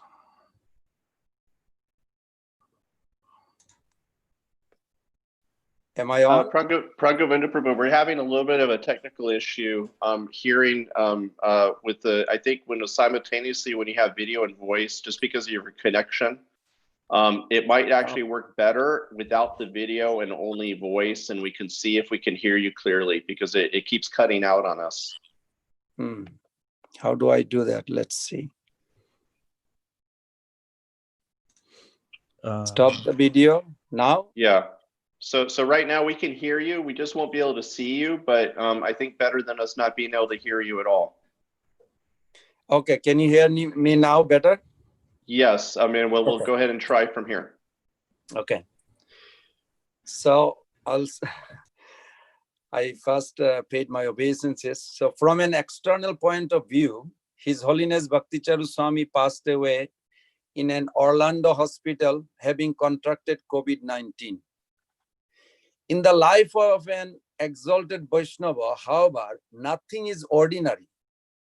It was a remarkable departure, full of grace. It was my good fortune to come in contact with Maharaj in 1979 at the Krishna Balaram Temple, Vrindavan, India. We greeted each other and soon realized that we had a close family connection as a cousins. I instantly felt connected and very much protected. In those early days and throughout my spiritual life, he encouraged, guided, and counseled me, and ultimately kept me in Krishna consciousness. When the devotees suggested I visit Maharaj in his final hours, I grabbed the opportunity to serve someone I loved and admired. This was indeed, I felt, Krishna's mercy, Prabhupada's mercy. So recently, last couple of days, many devotees have inquired what happened in those final hours. So I'll try to explain my best to describe those auspicious events with clarity and chastity. At approximately 1:20 a.m. on Saturday, 4th of July, Guru Gauranga Prabhu called me and inquired what time I would be driving to see Bhakti Charu Swami. Since it was the disappearance day of Sanatana Goswami and Guru Purnima, very auspicious day, and I was scheduled to give the morning class in Alachua ISKCON Temple here, I mentioned that I would leave after the class. Then I went to rest, but then 2:30 a.m. Raj Bihari Prabhu from London suggested I go immediately after Mangalarti. After Mangalarti darshan, I came back home and I received call from Maharaj's few disciples who were all adamant for me to go. So I collected all auspicious paraphernalia, including Ganges water, neck beads, and the Brahman thread, Mahatulsi leaves, picture of Srila Prabhupada and Shri Radha Madhav, Radha Shamsundar, then left for the hospital. While I was driving to the hospital, I received a call from His Holiness Radhanath Swami, and Maharaj has inspired me to do this treasured service with complete devotion and dedication. The conversation with Radhanath Maharaj was overwhelming and left me in tears, feeling unqualified, but blessed to render some service to a great soul. I remember various verses of the Srimad Bhagavatam, which remind us about the time of death. And this crucial juncture in the journey of the soul. Several other eminent ISKCON leaders, including His Holiness Loknath Maharaj, His Grace Anuttama Prabhu, guided me while I was driving on what to do in those final moments. At 8:15, I arrived at hospital. The receptionist had my name registered as the priest who would allow access. Many other senior Vaishnavas were assembled there. They graciously and selflessly blessed me to be with Maharaj, serve him in this very special way. I was equipped with the necessary personal protective equipment and then escorted by the head nurse to the ward where Maharaj was staying. As the doctor, I believe Al-Mali, was leaving the ward, I inquired about the current situation.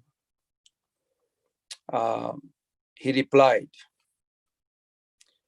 that Maharaj had just departed the world.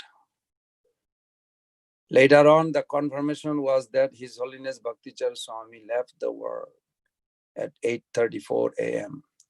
I asked him his impression of Maharaj. He looked at me, said, saintly, very saintly.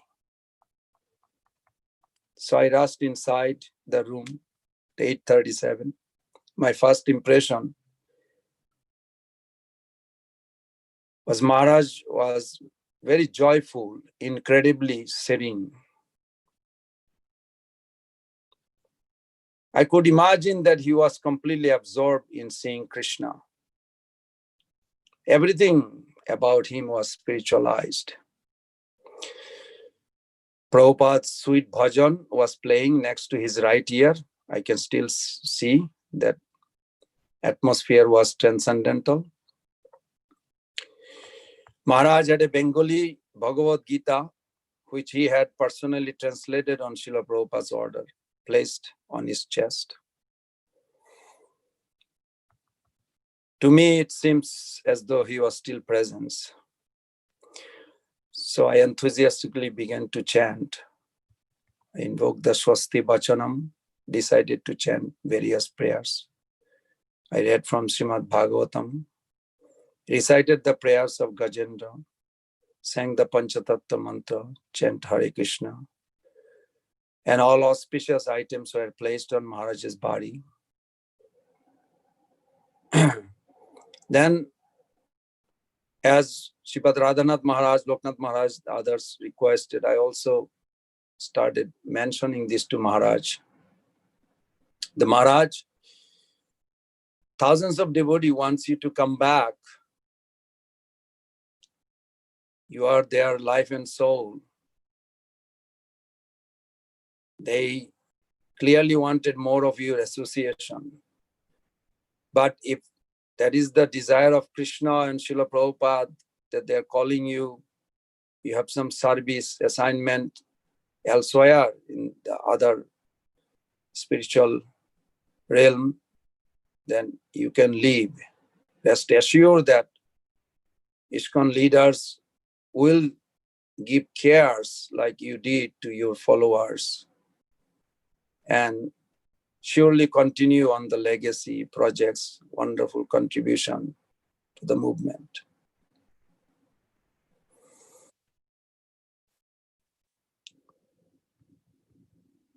So after that, I was chanting Brahma Samhita, knowing that to be one of his Maharaj's personal favorite. And I started reciting again and again. And for a while, it was overwhelming. Knowing that they allowed me for 15 minutes audience with him. The nurse and the doctor knocked the door and told me it was time to leave. As I excited, I asked the head nurse about the experience with this saintly patient. She replied, she had never experienced anyone like this. I told her, he was a Messiah who had come to bless this hospital and this world. She seemed to understand that. I met with all the wonderful devotees back in the reception, and we all cried at the loss of His Holiness Bhakti Charu Swami Maharaj to this world. It was surreal and not complete comprehensively, yet it was simultaneously very mysterious, magical, how the great soul leaves the world. And it's inconceivable arrangement that the Lord makes to call back his confidential devotees. So I thought the time that Krishna saved Maharaj Parikshit from Brahmastra, nuclear weapon, while the Parikshit Maharaj was in the womb. Yet later, the same Parikshit Maharaj, the same Supreme Lord, allowed him to die from snake bite when he got cursed. On the second occasion, the Lord had a bigger plan and service for Maharaj Parikshit that would bless generations to come. The Lord arranged for his departure so that the son of Srimad Bhagavatam, could arise to dissipate the darkness of Kali Yuga. In the months, years, and decades to come, we will realize more and more how Bhakti Charu Swami's life, legacy, departure from this world deepens our connection with Krishna and inspires the awakening of pure devotion to the divine couple. I repeatedly offer my millions of obeisances to the dust of Srila Bhakti Charu Swami Maharaj's divine lotus feet and pray that I can try to please Srila Prabhupada and our Guru Parampara as he did. Srila Bhakti Charu Maharaj will always remain my senior mentor, spiritual mentor, a beloved intimate servant of Srila Prabhupada, an exemplary inspirational leader within the ISKCON society, and the perfectly devoted disciple of His Divine Grace, A.C. Bhaktivedanta Swami Prabhupada. If in this lifetime I can please Srila Prabhupada and our Guru Parampara even 1/1,000,000th of what Srila Bhakti Charu Swami Maharaj did, then I'll consider my life a great success. I'll end with this. Vancha kalpatarvesya kripa sindhuvaivacha patitanam pavani vaishnavebhyo namo namaha. Thank you, Prabhus. Hare Krishna. Govinda Prabhu, thank you so very, very, very much for joining us tonight and to share this. I think for many of us, this is something we've been wanting to understand and hear. And you were in a unique position to be with our Guru Maharaj Bhakti Charu Swami at this time, and we're greatly indebted to you for serving in this way.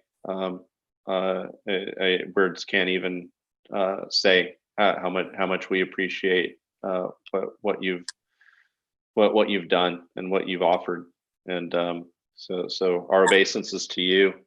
And I think if I may, on behalf of my God brothers and God sisters, we want to thank you for your service to our Guru Maharaj. Thank you.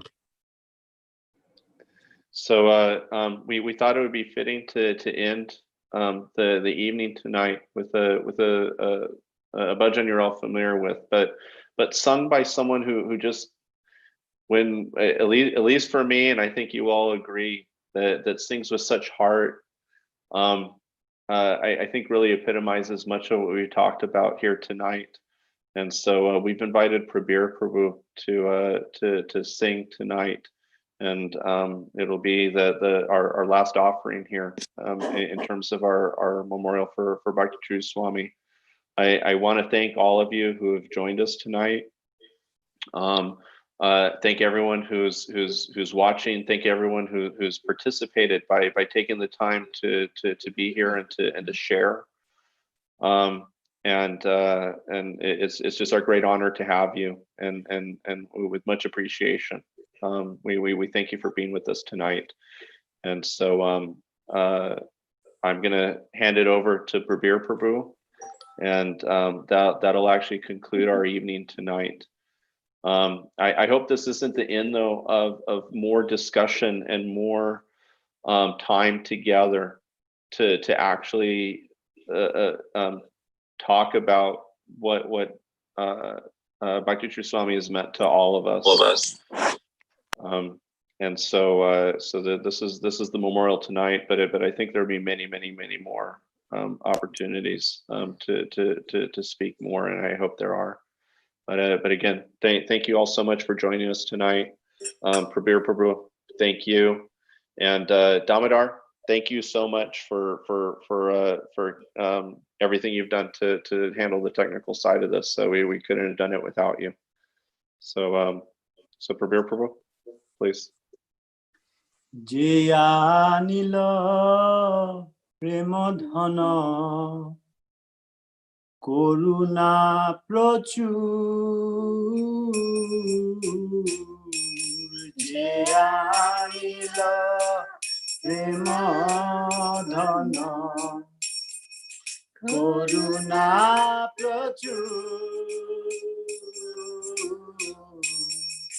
Hena Prabhu Kotha gela Acharya Thakur Hena Prabhu Kotha gela Acharya Thakur Kaha mora Rupa Kaha Sanatan Kaha mora Swarup Rupa Kaha Sanatan Kaha Dasha Raghunatha Potita Pavan Kahadasha Raghunatha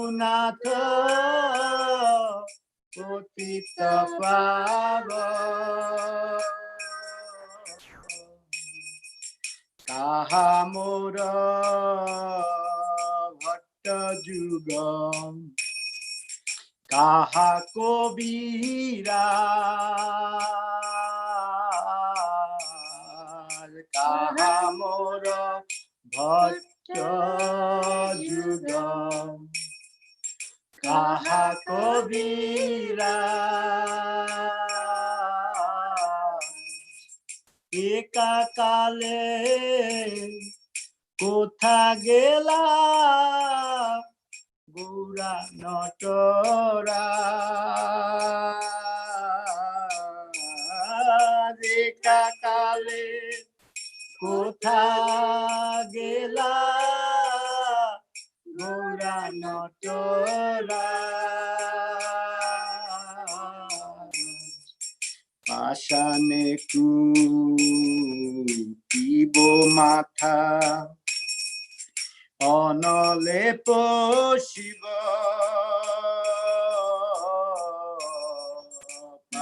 ধ্যানে কুটিব মাথা অনলে পশিব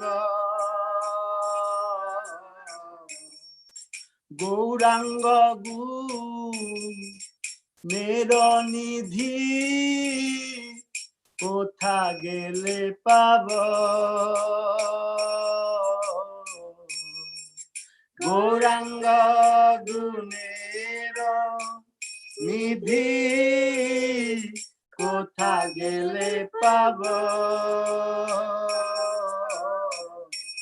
সেসব সঙ্গীরা সঙ্গে যে কইলা বিলা সেসব সঙ্গীরা সঙ্গে যে কইলা বিলা সে সঙ্গ না পাইয়া কান্দে নরোত্তম দাস সে সঙ্গ না পাইয়া কান্দে নরোত্তম দাস যে আনিল প্রেম ধন করুণা প্রচুর যে আনিল প্রেম ধন করুণা প্রচুর যে আনিল প্রেম ধন করুণা প্রচুর যে আনিল প্রেম ধন করুণা প্রচুর হেন প্রভু কোথা গেলা আচার্য ঠাকুর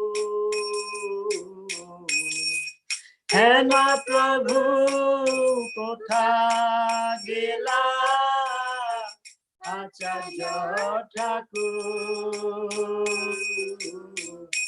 জয় বৈষ্ণব ঠাকুর জয় বৈষ্ণব ঠাকুর জয় বৈষ্ণব ঠাকুর জয় বৈষ্ণব ঠাকুর জয় বৈষ্ণব ঠাকুর জয় বৈষ্ণব ঠাকুর জয় বৈষ্ণব জয় বৈষ্ণব জয় ভক্তি চারু স্বামী গুরু মহারাজ জয় ভক্তি চারু স্বামী গুরু মহারাজ জয় ভক্তি চারু স্বামী গুরু মহারাজ জয় ভক্তি চারু স্বামী গুরু মহারাজ জয় ভক্তি চারু স্বামী গুরু মহারাজ জয় ভক্তি চারু স্বামী গুরু মহারাজ জয় ভক্তি চারু স্বামী গুরু মহারাজ জয় ভক্তি চারু স্বামী গুরু মহারাজ জয়